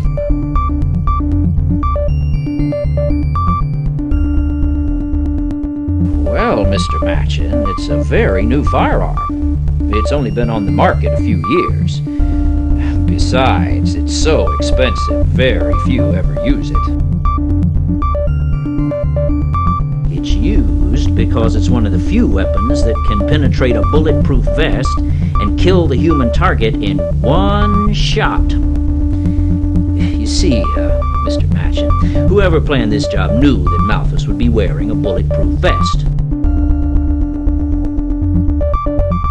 He was eating dinner with Feld and Malthus at the time, but I'm still unsure of their connection. Victor has donated large sums of money to various organizations, including Felden's company, Primax, but giving charity hardly holds you responsible for murder. Well, that's the pharmaceutical company that Feld and Malthus is head of, but I I have yet to hear of any foul play taking place there. What is strange, Mr. Matchin, is that within the last year they have become the largest supplier of chemicals and lab equipment on the East Coast. A couple of years ago, Primex Pharmaceuticals was near bankruptcy, but they were saved by the generous contributions from Ambrose Foundation. Not really. The Ambrose Foundation has a habit of giving away money, and lots of it. Perhaps I should walk up to their office and ask for a grant.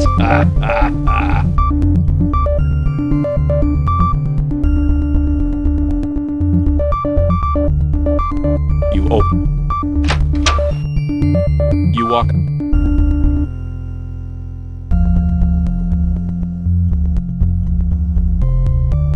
You open.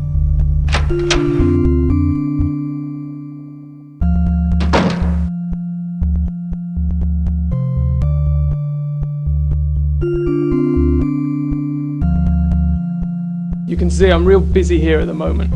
What do you want? What these people don't understand is that picketing doesn't help the situation. It only causes us to be understaffed. Because now we have to search for this criminal and hold off these troublemakers. With the budget cuts and everything. Yeah.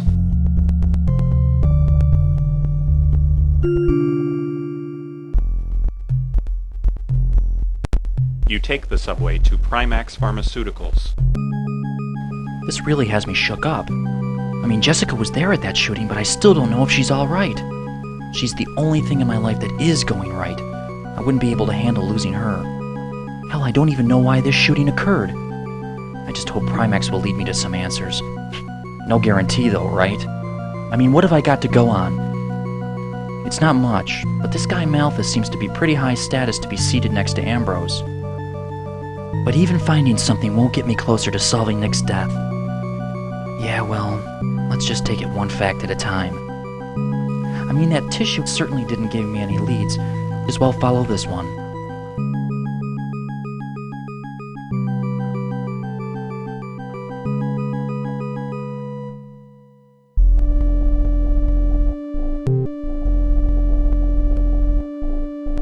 There's a tall man with a tool belt wrapped around his waist and a coil of wire around his arm. He's muttering angrily to himself.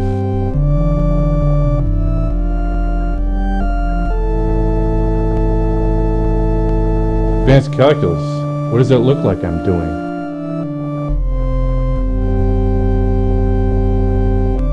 Why don't you flake off, Krusty?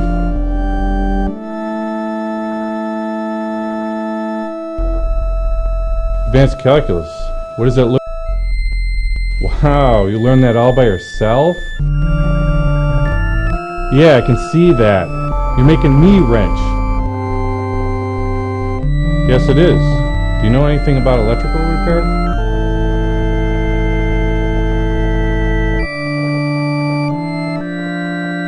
Yeah? Can you do me a favor and grab my toolbox from the van?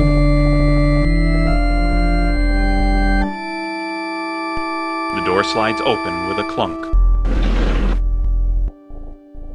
You grab the toolbox the repairman had requested. There's a large telecom repair van parked next to an open manhole cover.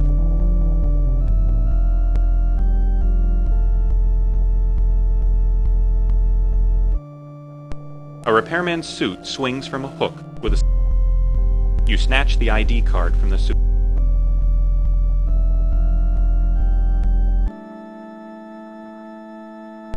You hand him the toolbox. He seems intent on his work, so you leave him alone.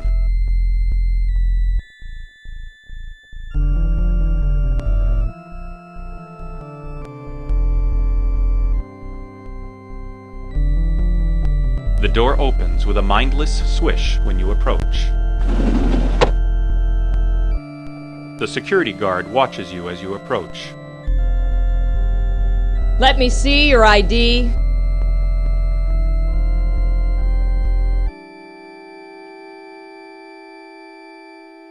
Yeah, well, it's no great loss. There's just one more empty office in the world. There is no unauthorized access.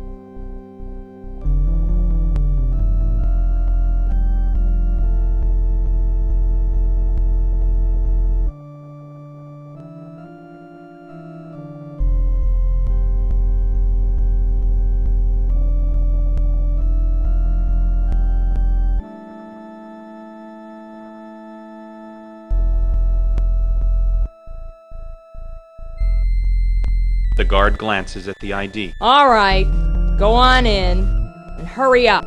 You walk past the guard and go up to Felden's office.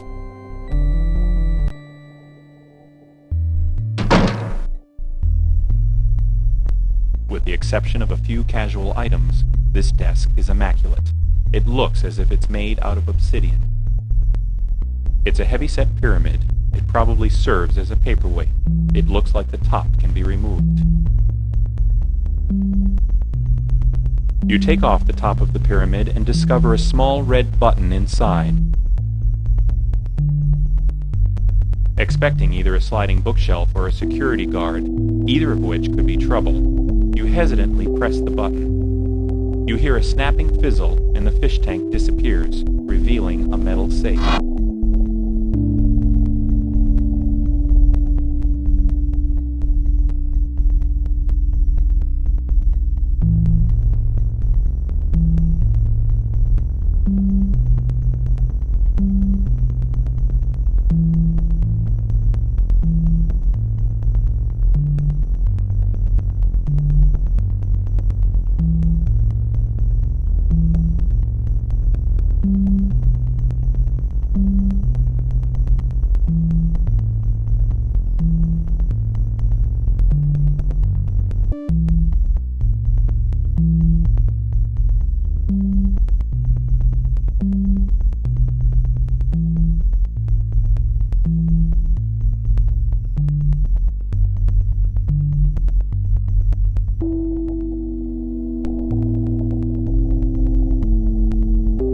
It's the phone you're supposed to be repairing. You look it over, but you can't seem to find anything wrong with it. Well over 100 books line these shelves, many of which are titled either in Egyptian or Sanskrit.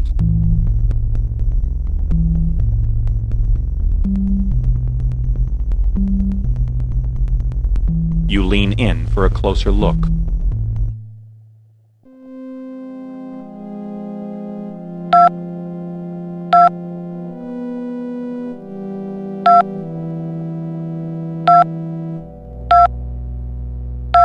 You hear a loud buzzing noise followed by a click. You pull the handle and the safe opens.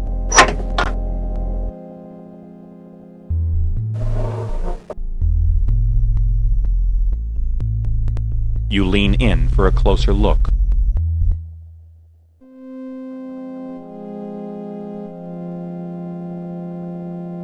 You pick up the book and thumb through the pages.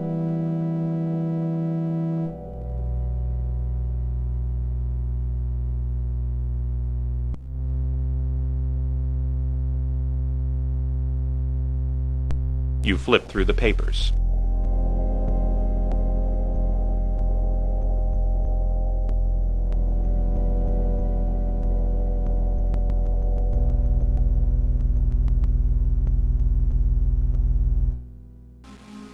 Interesting. What the? Hey, you look familiar. So do you. Aren't you, from TV? Joe? In person. But please, no autographs. What are you doing here? The same can be asked of you. I'm doing a news story. Interesting. I knew you were the right person to follow. What do you mean? I first spotted you in the police station. Then I saw your mug again downtown in an alley where a murder took place. I knew you weren't a cop, so I figured your little venture might be worth checking out. And apparently, it is. Yeah, well, I was just leaving. Wait. I figured we could swap some information. Well, I don't know about that. I think we'll both find it useful. Okay.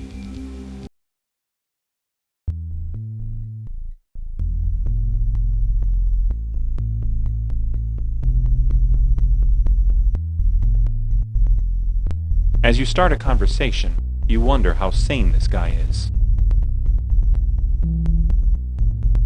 Blue dust. You gotta be talking about ice rock. It's the biggest thing to hit the streets since hookers and breast implants. It's some synthetic drug that's been going around for a few weeks now. Addictive? This stuff makes cocaine look like talcum powder. At first, this drug was just given away, so it could work its way onto the market and let word of mouth circulate along with the drug. It got real big overnight, which caused the other dealers to get antsy. They weren't too keen on letting a rookie drug cut in on their action. Thing is, no one knows where the drug came from. I do know that the supplier is an outsider, which means that he would need some pretty big connections in order to distribute this drug so quickly.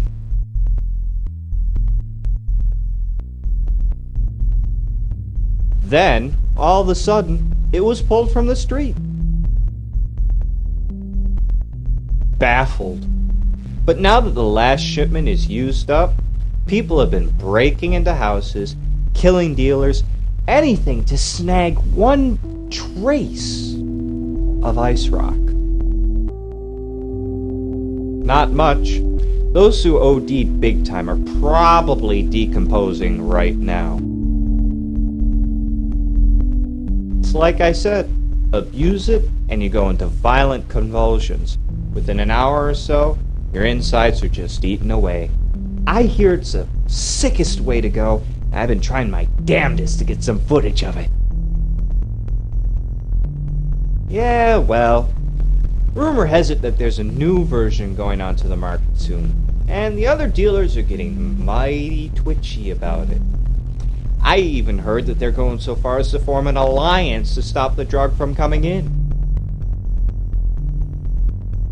They went from driftwood to plush forest much faster than any legit company could. It's not about him that's important. It's about what he's done. Take a look at this office. Nice place, huh? Yeah, well, this place was a dump a few years ago. His company was headed straight for Australiaville. Primax's assets were going down under. And then, miraculously, they became one of the biggest pharmaceutical suppliers around. Now check this out. Feldon was eating at a restaurant a little while ago, and he got killed. Yeah, well then maybe you know why he was killed. The police claim that it was a robbery, but I'll bet my laminated china that he was set up. Oxytech, I was just there. One of my viewers phoned in a Bigfoot sighting a little while ago. I always take what my fans say seriously. Don't you?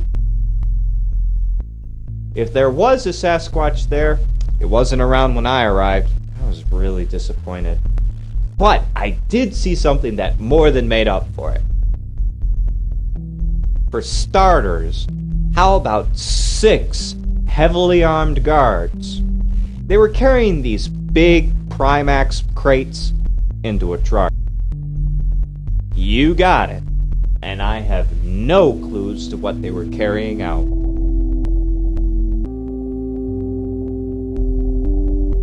Nothing of real significance. Yeah, the Foundation seemed a little too nice. Hey, maybe good old Vicky boy has something to hide after all.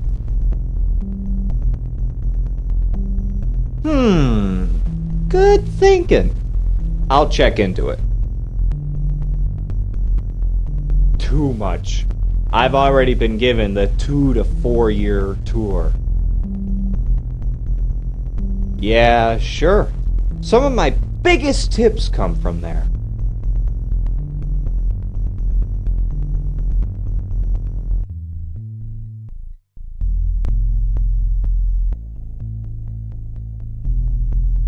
It looks like somebody tried to do some electrical work in here recently.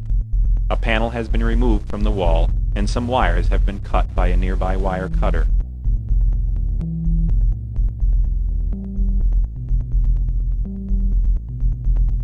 You pick up the wire cutters and place them in your pocket.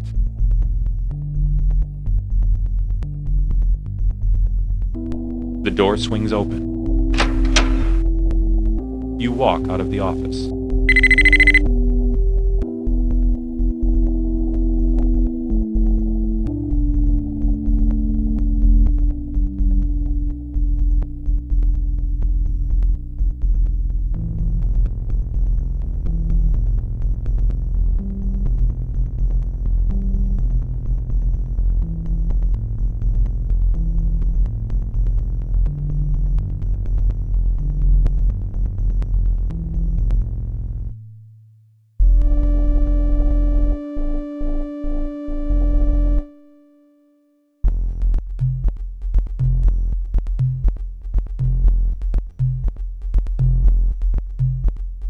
You take the subway.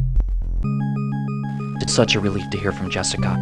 All those images I had of her getting... I'm just glad my imagination was wrong. You know, I really should be at Noxitec to check out... Well, look, I'm not going anywhere until I see Jessica again. I've had so many horrific images sweeping in my head, the only thing that can put me at ease is seeing that smile of hers with my own eyes.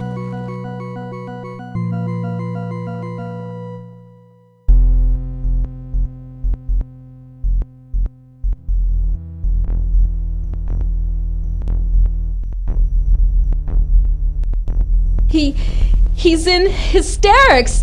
He's hallucinating. A few hours ago, Frankie barged into my apartment and collapsed on the couch. It was really strange. He didn't say a word. Didn't even bring up money issues. He always brings up money issues. All he said was that he was feeling really ill. Well, I left him alone. I mean, what else could I do, right? I heard moaning, and when I ran back in, he was twitching all over. He threw me to the floor and started beating his head up against the wall. He wouldn't stop. He's still in my apartment. When his skin started peeling off his arm, I ran out of there.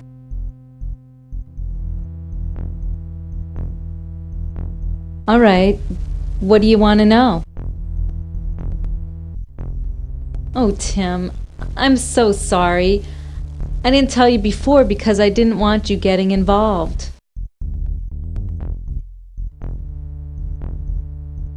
Yeah, every druggie in the city has been scavenging for it since its shipment stopped a week ago. It's what Frankie got hooked on. Everyone's been asking that, but nobody has the answer.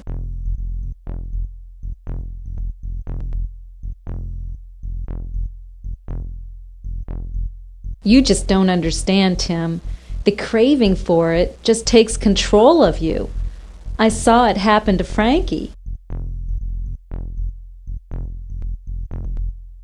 Well, it's not just him that this is happening to. A couple of people he used to hang out with disappeared a few days ago. I heard they went nuts and ran off in a frenzy. Both of them were also on ice rock. Okay.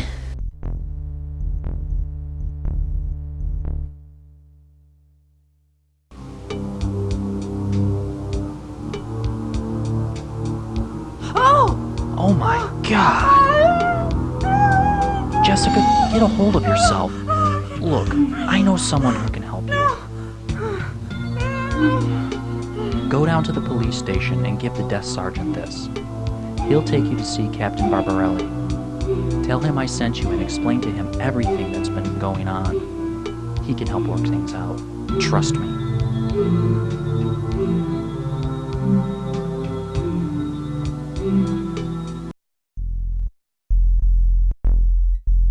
Every time you glance at Frankie's decomposing body, you feel nauseous. An overflowing ashtray and 2 skin magazines clutter an otherwise clean floor.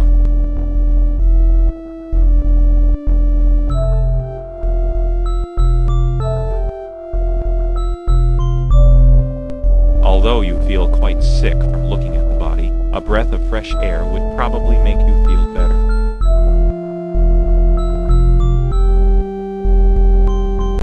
You return to the street.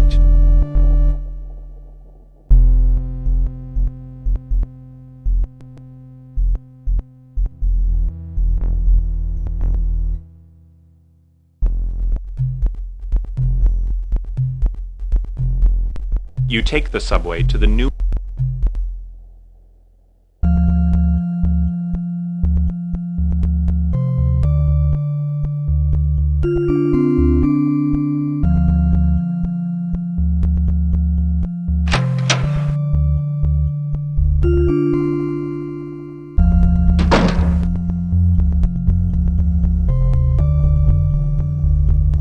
You walk down...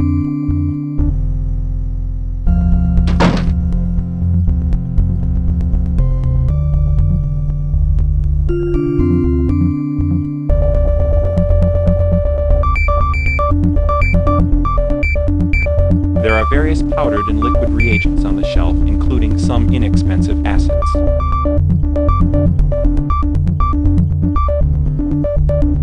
You pick up a bottle marked HCl concentration.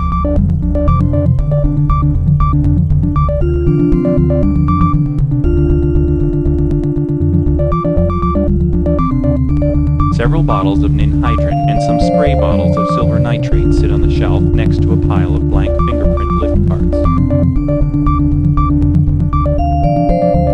A small droplet of water flees from the spout's rim.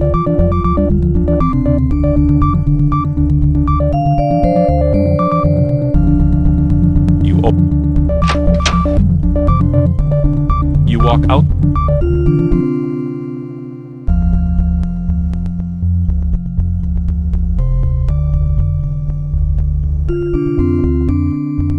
The door to his office is locked.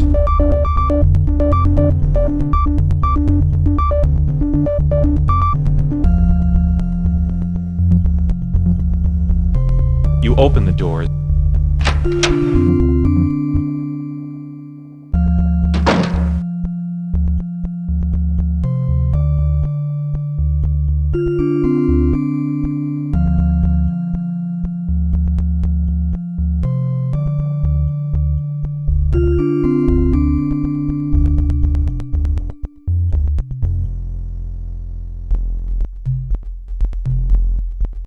You take the subway to Noxitec Imports. This can't be true. Victor Ambrose? Well, I suppose he is way too charitable not to have any hidden motives. Oh, come on. I'm accusing Victor Ambrose of bribing a pharmaceutical company. Well, maybe it was someone in the shadows of the Ambrose Foundation, like an employee who was trying to mislead Victor. Nah, he didn't get as far as he did by being stupid. But why would he risk his company for these mass supplies of unstable drugs? And what about Frankie? Or what was left of him? Must be really hard on Jessica, although part of me wonders why. I mean, he was such an abusive asshole. As tough as things seem to her now, I definitely think it's much better for her in the long run. Let's see what I can dig up at Noxitec. Perhaps Barbarelli could help me if I get in too deep. I feel really bad about blackmailing him, but what am I supposed to do? He's directly preventing me from solving this mystery. If only he wasn't so damn stubborn. Still, it's not the first time we've been in this situation.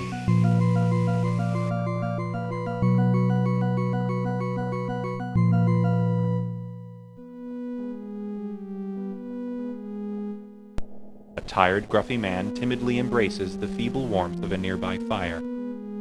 He doesn't seem interested in it.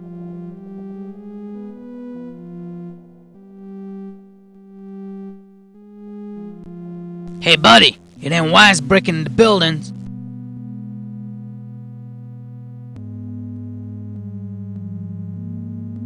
Sure, pal.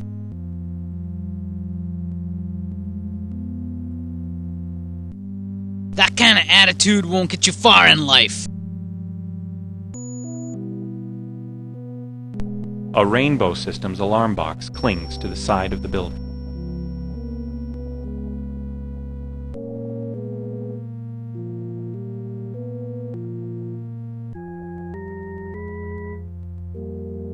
You lean close to the alarm to get a better look.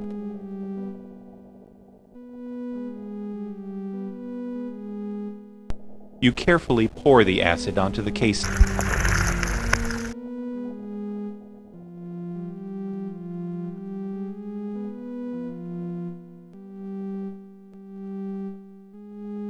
The wire cuts with a quick snap.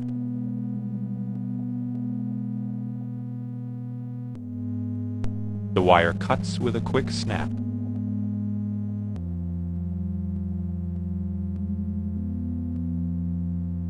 The wire cuts with a quick snap.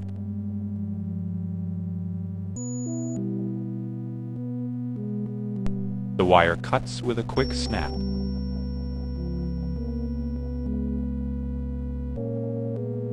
You return to the sidewalk.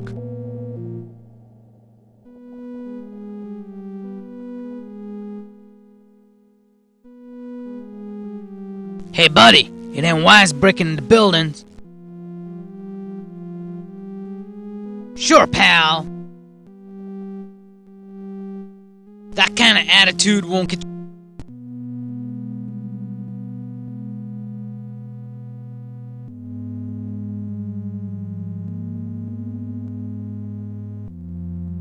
Now you're talking.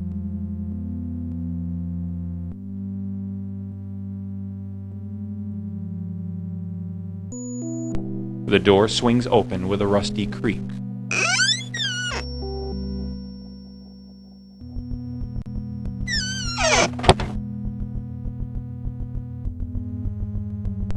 A blatant biohazard sticker marks the lid on this container. There's also a fine layer of dust sitting on the top of the container, which suggests it has been untouched for quite some time. A shriveled old man feverishly searches through some wooden crates.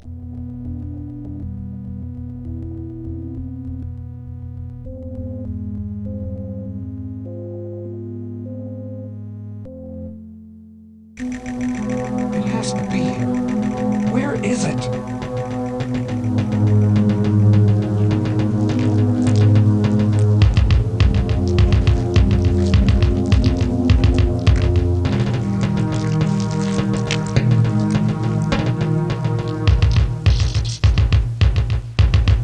Please open the cap for me? To Victor Ambrose. Thank you. I needed that for my nerves. Is there anything I can do for you? He's not the humanitarian everyone thinks he is. Look, all those donations are nothing but fronts. For every act of goodness, there's a personal agenda attached with it. I know because I was head of Project Emmers, a project he personally funded and eventually abused. I hypothesized that you could alter brainwave patterns through chemical induction. No one wanted to fund my idea, or at least until Victor came along. He fully funded the project and gave me complete control. Well, in the beginning, he did. My staff and I thought that if we were successful, Victor would use the findings to stimulate brainwave activities in the retarded. It means they could gain the intellectual capacity they were always meant to have. But when the work progressed, Victor made some very odd requests. He asked to have the drug not only increase their mental activity, but their bodily strength. I was so wrapped up in my progress, I never questioned his strange request or his motive. We added chemicals that would increase a person's adrenaline, but the more progress we made, the more impatient Victor became. He felt that it was unrealistic to test lab rats because of the difference in brain activity. He supplied new volunteers, the homeless.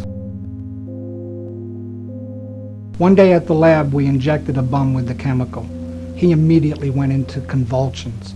At first, I was horrified, but by the end, I was actually quite excited to find out what would happen. He died painfully. After a while, I was no longer bothered by the inhuman experiments. Sure, many. For instance, the psychiatric hospital.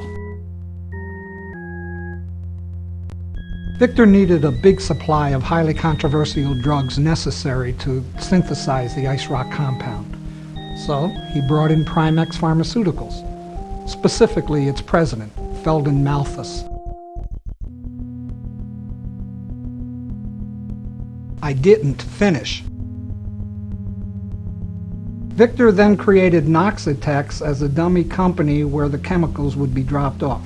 In turn, Victor would reimburse Primex out of the Ambrose Foundation donation funds. It was all working out pretty well until a few weeks ago when Feldon started backing out of the agreement. The cops started investigating his establishment, and Feldon, who was a nervous man to begin with, backed out real quick. Victor was furious. You must mean the, oh, come on, my memory's fading. The ability to recall facts is the first to go. I remember. Ice rock compound. What was out on the street was an early version of the chemical compound that Victor was looking for. We made a grave miscalculation. It caused the body to decay rather than stimulate muscle and neurological growth. When the compound was tested on the hospital patients, they reacted positively to it. They became physically stronger and more mentally active. That eventually led us into a way of influencing brainwave patterns. What surfaced soon after was, With enough manipulations of their brainwaves, Victor was able to make them do anything. Anything. Hit themselves, run into walls, you name it. But Victor needed an ultimate test of control. So he ordered one of them to slit her own throat. The patient picked up a knife and slit her own throat without so much as blinking. It really scares me to think about it. Victor felt that the ice rock compound was ready to be tested on a larger scale. The compound went into production and was released on the street about 3 weeks ago. Now at first the drug really caught on. All those who experienced it got hooked. 2 weeks ago, bodies started turning up in the city decayed. The drug had somehow caused adverse effects on the people in the street. No, that's what's so baffling. The retarded patients had positive reactions, while an average person reacted negatively.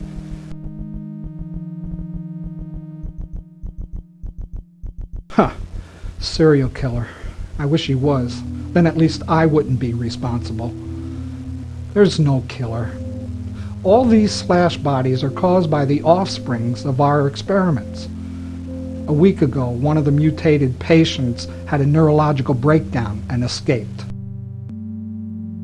He must have had a major increase in endorphins because he had enough adrenaline to rip through the steel-barred cell.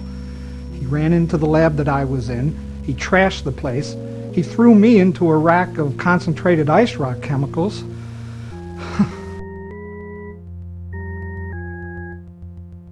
A broken vial cut and infected me. I should have known this would happen. I should have stopped it before. I should have... Oh, man. This is the end for me, I'm afraid. My time is limited. I'm getting increasingly dizzy and more irritable. At first I could hide the symptoms because they were internal, but now I feel it spreading. I ran over here to Noxitec to see if I could find a cure.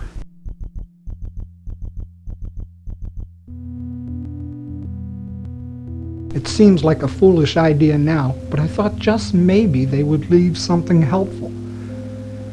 But there's nothing here, and now I'm mutating into that goddamn killer. All abusers of ice rock go the same way. Eventually, the adrenaline increases so much that the hydrochloric acid in the stomach erupts and eats away at the lining. Soon all the organs are destroyed.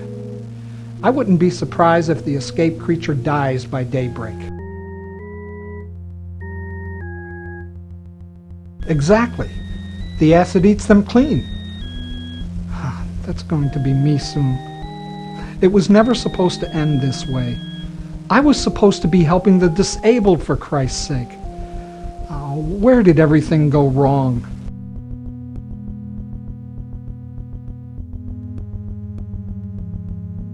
What the hell kind of question is that?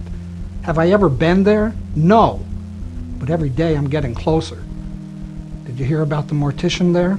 He also got slashed. You just can't escape it. I'm not really sure. Maybe the faint smell of formalin drove one of them towards the morgue. We used similar chemicals on some of the test subjects. The reaction seemed to intensify their adrenaline high. Well, the creature probably opened the locker to suck the formalin from the preserved body. He probably nabbed the body and leapt out of the building with it. As for the mortician, he was probably there at the wrong time. Poor bastard. I'd hate to be the man who saw that mess. Well, I never met him, but I do know what happened to him. Was he a friend of yours? Apparently, one of Victor's guards saw the guy snooping around our operation. I don't even know how he found out about us. Another one of the mutants tried to escape a couple of nights back. It broke out of its cage and slashed a nurse in the face. But this time, it was stopped by Victor himself.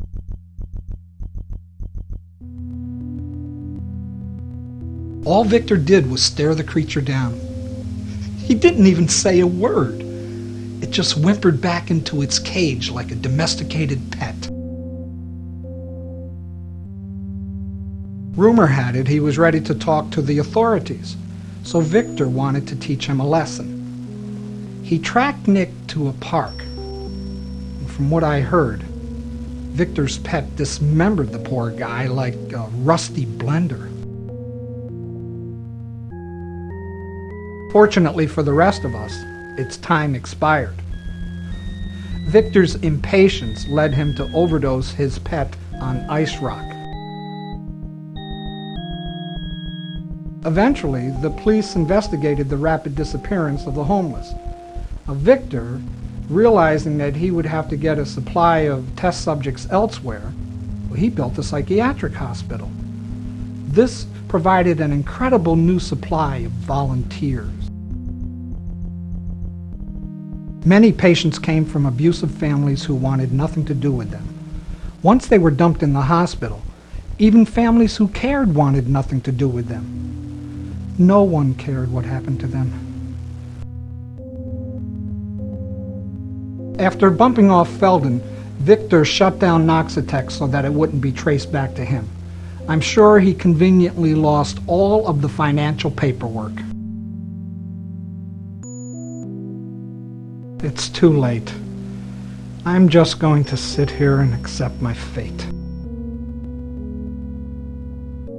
I know the most important thing about him. Why he died. Well, this is the end for me, so what the hell do I have to lose? Felden wanted to back out of his deal with Victor, and they got into a huge fight. Felden threatened to spill the whole operation to the cops if Victor tried anything. Felden thought they were meeting at the Skyline restaurant to work out their differences, but Victor had really arranged to have him bumped off there. Sure, he made the assassination look like a random shootout so no one would suspect it was a setup. Besides, Victor had the perfect alibi. There were over 20 witnesses there who could prove that he never laid a hand on Felden. Unless he has already found another way. My God, it'll be the death of this city. I'm not sure. When I discovered I was mutating, I got the hell out of there. There's no way I'm going to let him dissect me. But I do have an idea where he might be.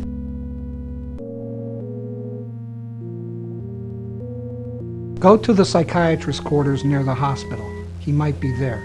Victor provides residence there for people working on the project. You can reach the underground lab through the basement of the building.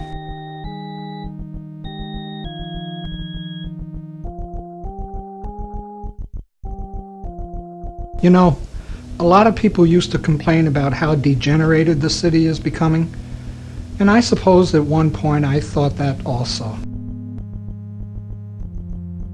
But now I just think how wonderful it was to take walks at night and see how the city lights twinkled like stars in the sky. The city noises, the busy activities. I'm going to miss it all when I'm gone. Well, everyone despises them for destroying the park. But what they did is nothing compared to what Victor Ambrose is planning to do. I think it's a superficial cover-up of a real tragedy. But hell, I'm in this so deep I don't think I could even pull off a superficial cover-up. I'm sure it's full of holes by now. Never could figure out why Victor was so infatuated with that place anyhow. A fat metal and plastic container rests by the loading. A puff of cool mist rushes out of the container, revealing several labeled hypodermic injectors inside. You look at the different hypodermic injectors and decide to take one that would be the least likely to hurt someone. You pick out a spray marked Valium, check to make sure the plastic cover is intact, and pocket it.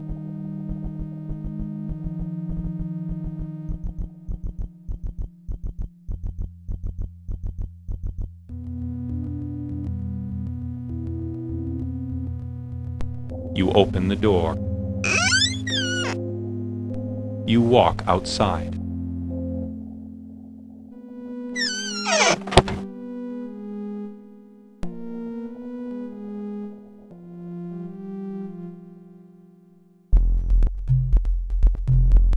You take the So that's the secret that remained with Nick, and he died trying to tell it to me. Oh, Nick, did you think having me publish an article would be enough?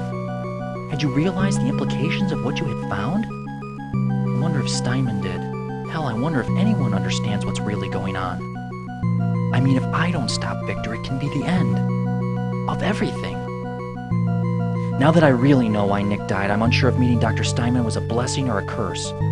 How can anyone be part of something so horrific? I'd like to believe he was misled, and he was in a lot of ways, but let's face it, he lied to himself about everything, and now he's suffering for it. Still, he tried to redeem himself at the end, or maybe he tried to redeem himself because he knew it was the end. Either way, he cleared up a lot for me.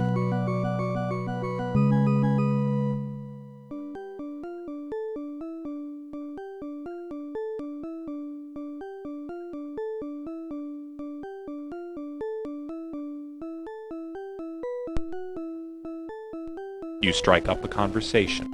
How's it going, buddy? Yeah, man, she is green. Hey, what's that in your pocket?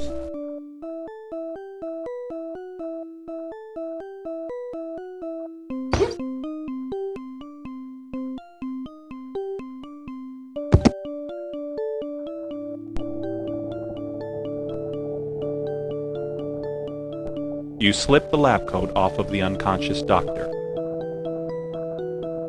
You look through the pockets of the lab coat and find a set of keys and a diary.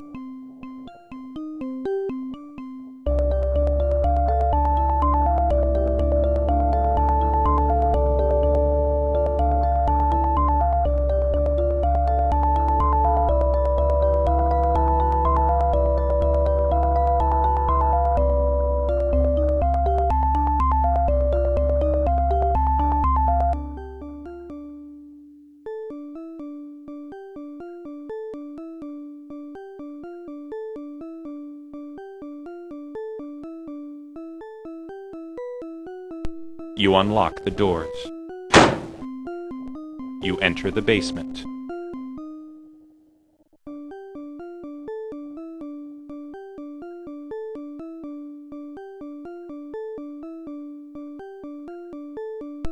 The metallic cylinders have the word Noxy stenciled on them. They resemble modern self-cooled shipment containers now primarily used for pharmaceuticals. The arrival times of the various crates can be discerned by the residual dust dating method. Some of them could not have been here for more than a few days, as their cleanliness is very uncharacteristic of the environment.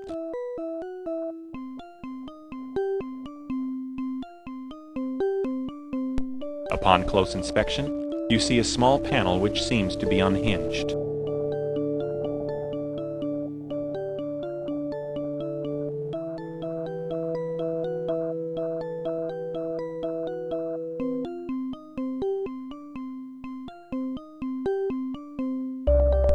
You flip open the panel and find a security keypad.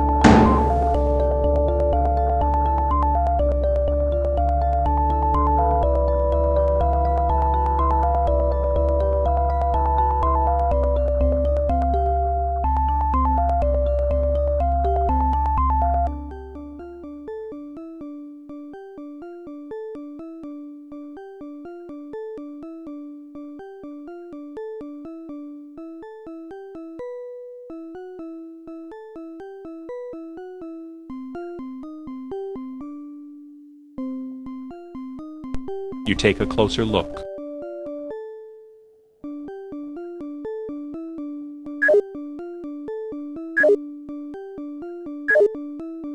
This key you press when the code is entered.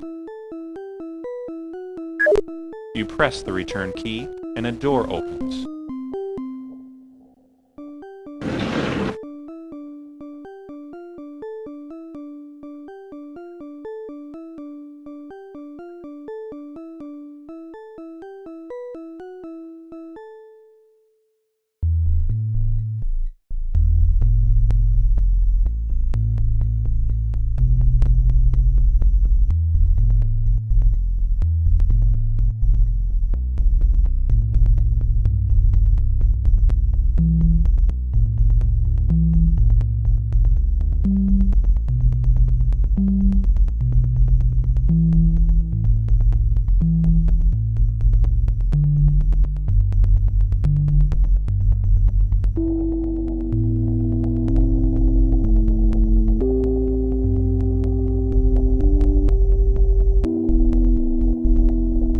The machinery here seems highly specialized. Many of the parts resemble pressurized gas tanks and pumps.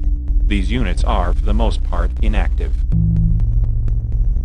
The large tranquilizer resembles more of an assault weapon than a passivating tool. A sharp bayonet-like dagger is attached to the barrel. The smaller one looks like a handgun and is less powerful. You grab the smaller pistol as it is easier to conceal.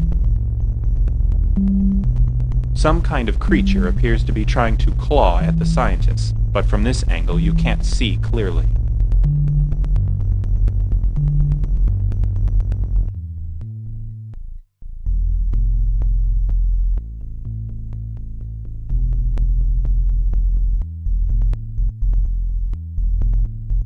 The doors slide open smoothly. You go through the doors.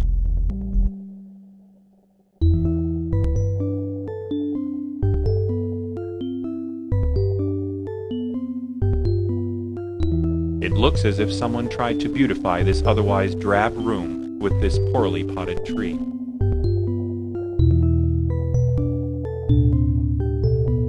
You rip out the tree and take the pot.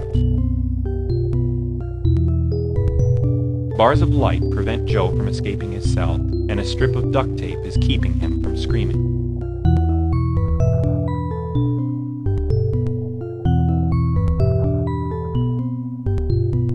A complex display is filled with readouts and measurements of the laser beam's strengths. There does not appear to be any switch to turn them off. A large television monitor sits in the corner of the room, with data scrolling past the screen.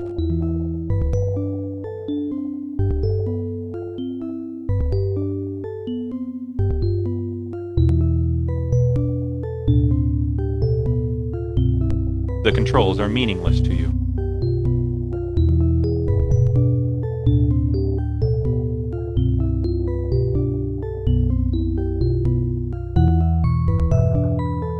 A large television monitor.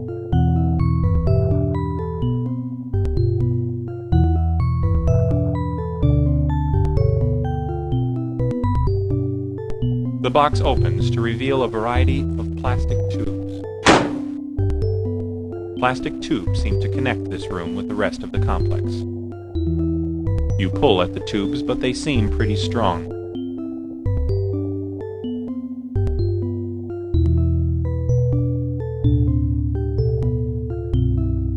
You melt the plastic tubes and clip the wires inside with your wire cutters.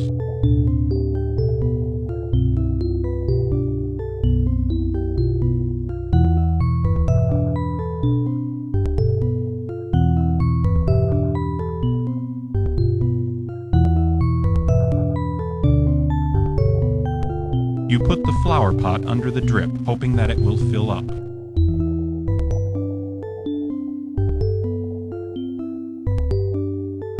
The flower pot collects the water that is leaking through the ceiling. You wait for the pot to fill, then pick up the pot of water and throw it at the control panel.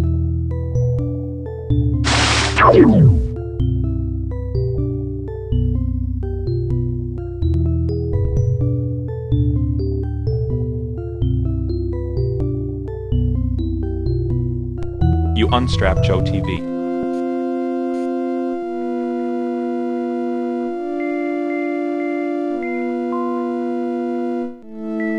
Joe must have some good leads for him to discover that the psychiatric hospital and quarters were connected by the underground labs. Still, good contacts didn't save him from getting caught, but at least he overheard Victor talking about spreading his ice rock throughout the city. So Dr. Steinman was right. Victor has found a way to exploit ice rock for his own means. Joe said Victor plans to spread the chemical from the Skyline restaurant. But how? I'll figure it out on the way there. I wish Joe was coming along, but he insisted on distracting those heavily armed guards. Before he took off, he also mentioned that his driver was waiting at the loading dock behind the hospital. Maybe I can get a ride from him. It would be a lot quicker than the subway.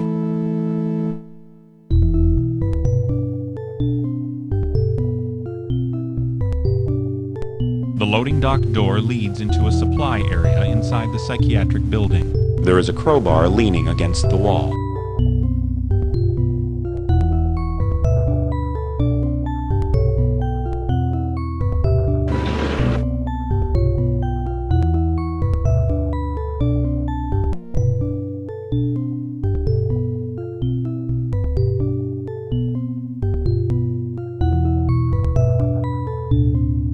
Hey man, I have a permit for being out here, so don't even try harassing me. This isn't a pickup bar, buddy. It's Dave. Never heard of him. Oh, that Joe. Alright, whatever you need, let me know. Yeah, I was just there a day ago. Hop in. Though here I am, charging off to the Skyline restaurant to stop Victor. We all thought he was such a humanitarian. Why would he do such a thing? Or was being kind really just a front? Did he have this whole thing planned all along? I don't think so. I think something in him just snapped. Maybe too many years in this city got to him. Well, watching this place crumble can get to anyone. But that doesn't justify altering the population to meet his neurosis. I mean, what gives him the right to say what people should become? And what gives anyone the right to experiment on the homeless? Still, I wonder how far he's willing to go for his plans, or how far I'm willing to go to stop them.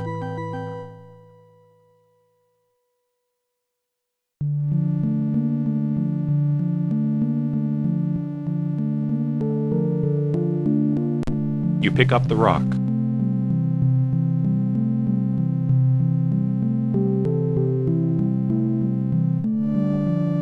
The glass door slides open. You go inside.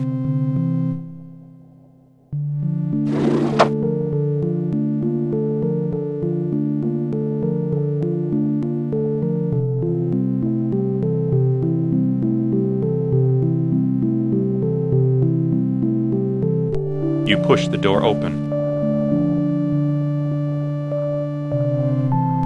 You enter the room cautiously.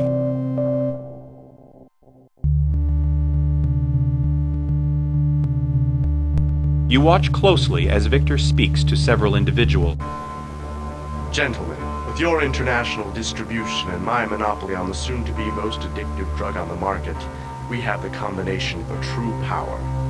Now, Look, this is ridiculous. You expect us to believe that this is possible?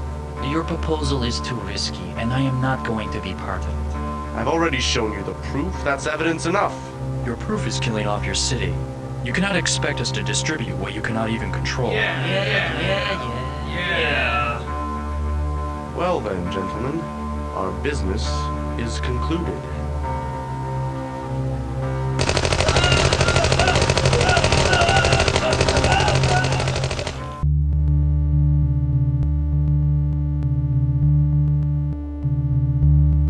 The control panel is unusually complicated for a security system.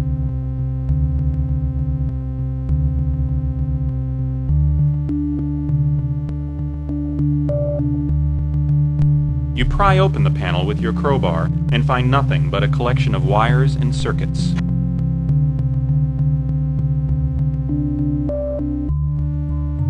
You cut the wire off, but when you reach in to get it, you get a big shock. Using the lab coat to insulate your hand from the exposed wires, you pull out the cut wire.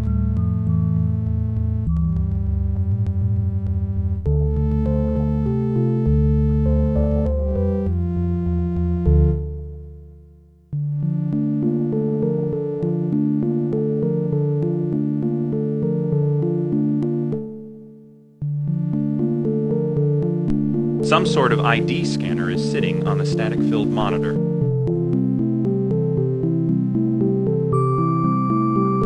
Using the rock, you smash open the faceplate of the gadget.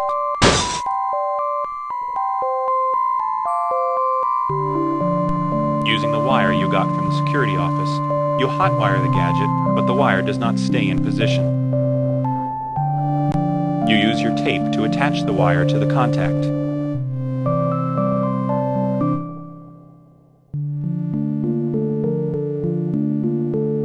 The doors will not open.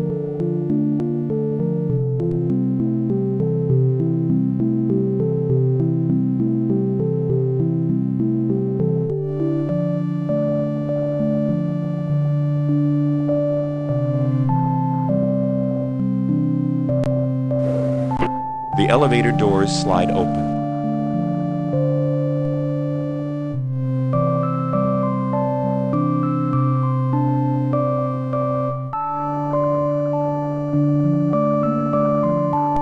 You take the elevator up to the eating deck.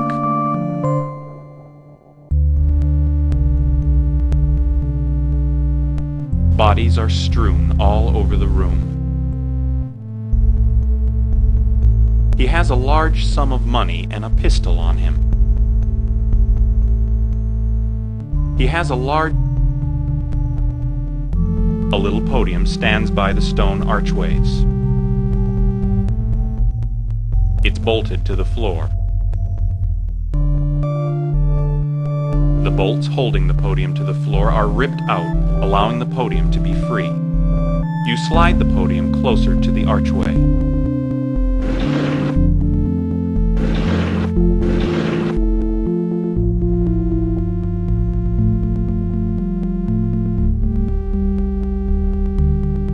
You hop onto the podium and then climb onto the archway.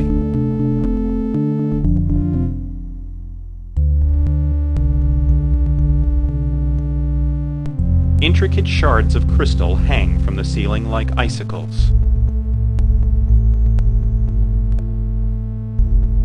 A hatchway sits in the middle of the ceiling. There doesn't seem to be any power supply to the opening mechanism.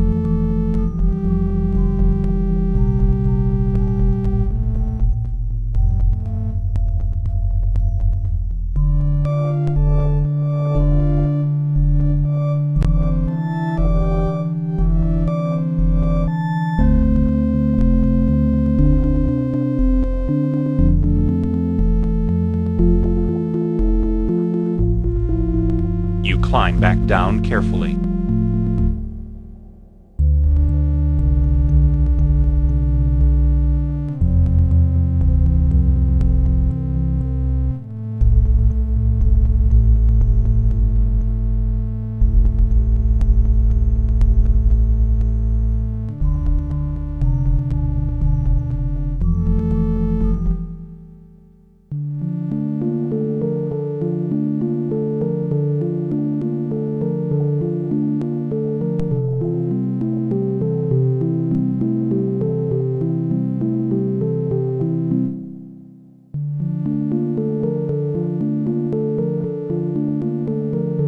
You take back the wire, discarding the piece of tape.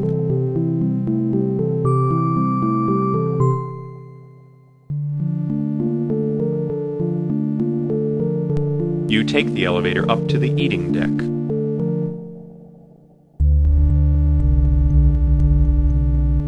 You hop onto the podium and then climb onto the archway.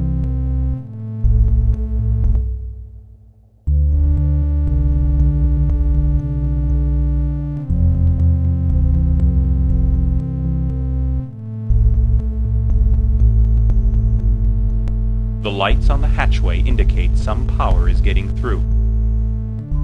You open the hatchway and climb onto the rooftop.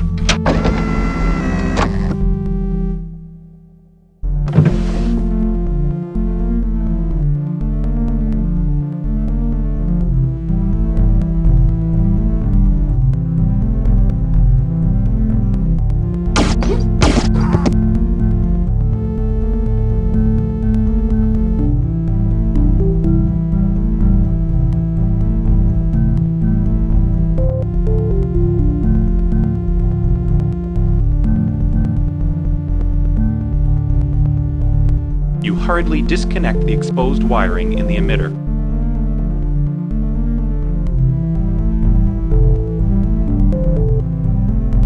The open box contains odds and ends of electronic and mechanical equipment. They look like the sort of things required for the fine-tuning of some machine's calibration. Among the parts are several screwdrivers.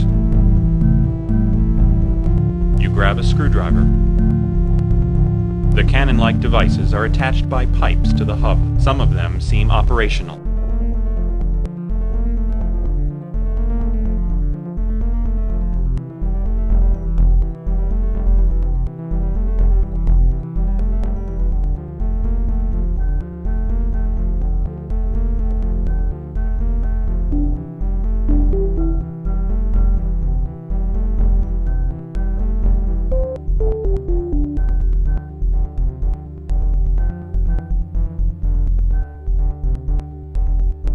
A deep blue dominates the higher regions of the sky, with little between you and infinity. Lower down, a white haze hugs all but the tallest of buildings. You pull at the doors, but disconnecting the emitters must have allowed power to flow into the locks. You pull at the doors, but disconnecting the emitters must have allowed power to flow into the locks.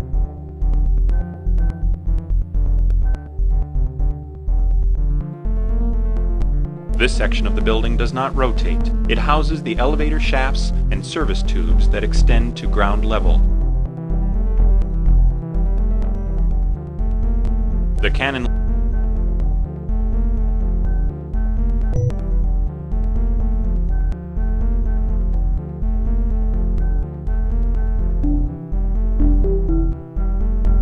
You enter the narrow passage.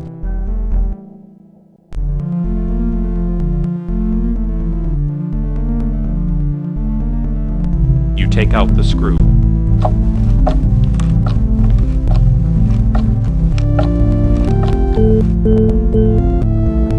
The screws keep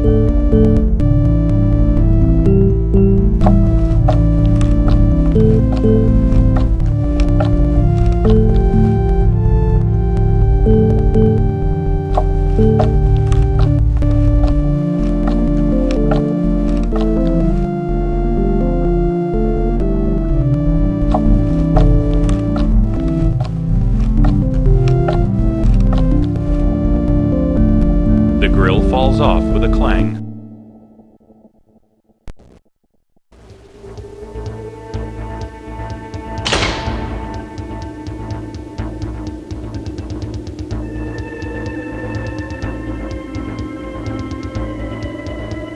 What the?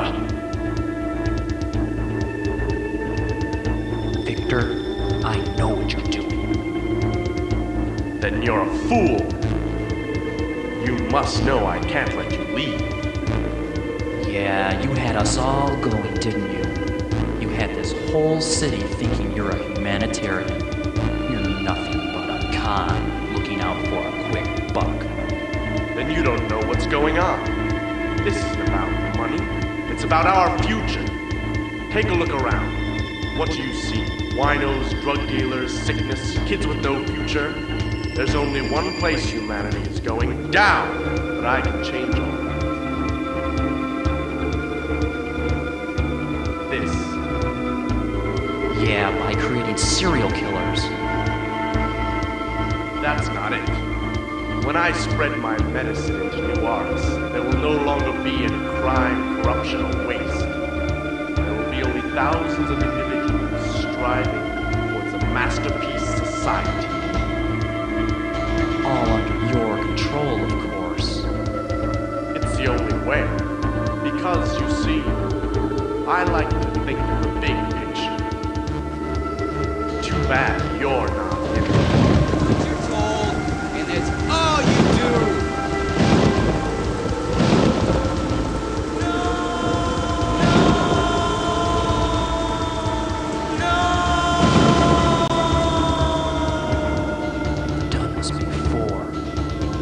This time I'm not helpless. Tobias.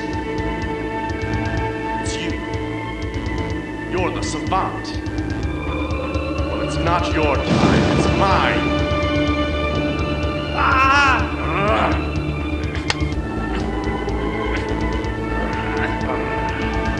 Still in the past. It's time to tell the present.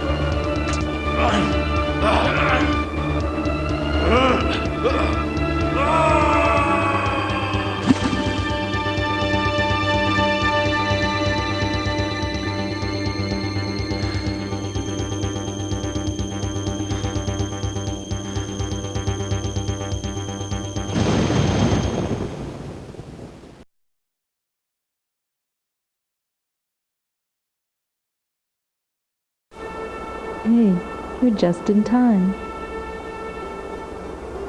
He loves me. Huh? Oh, my head. It's really aching.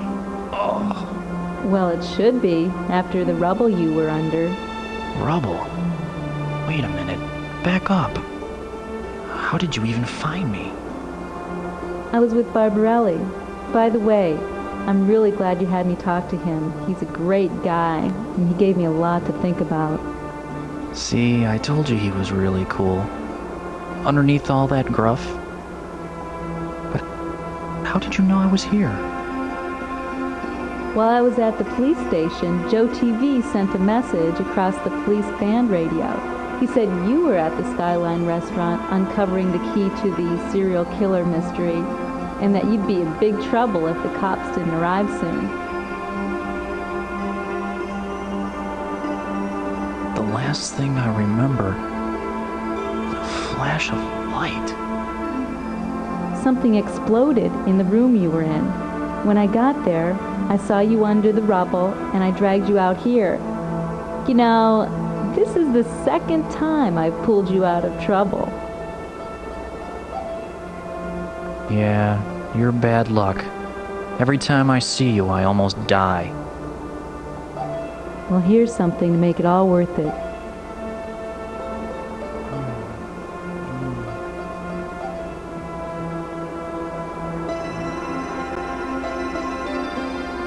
Tim, look how the sun is lighting up the Biosphere Dome. You can see out forever from up here. I already have, but the view's more scenic when I'm with you.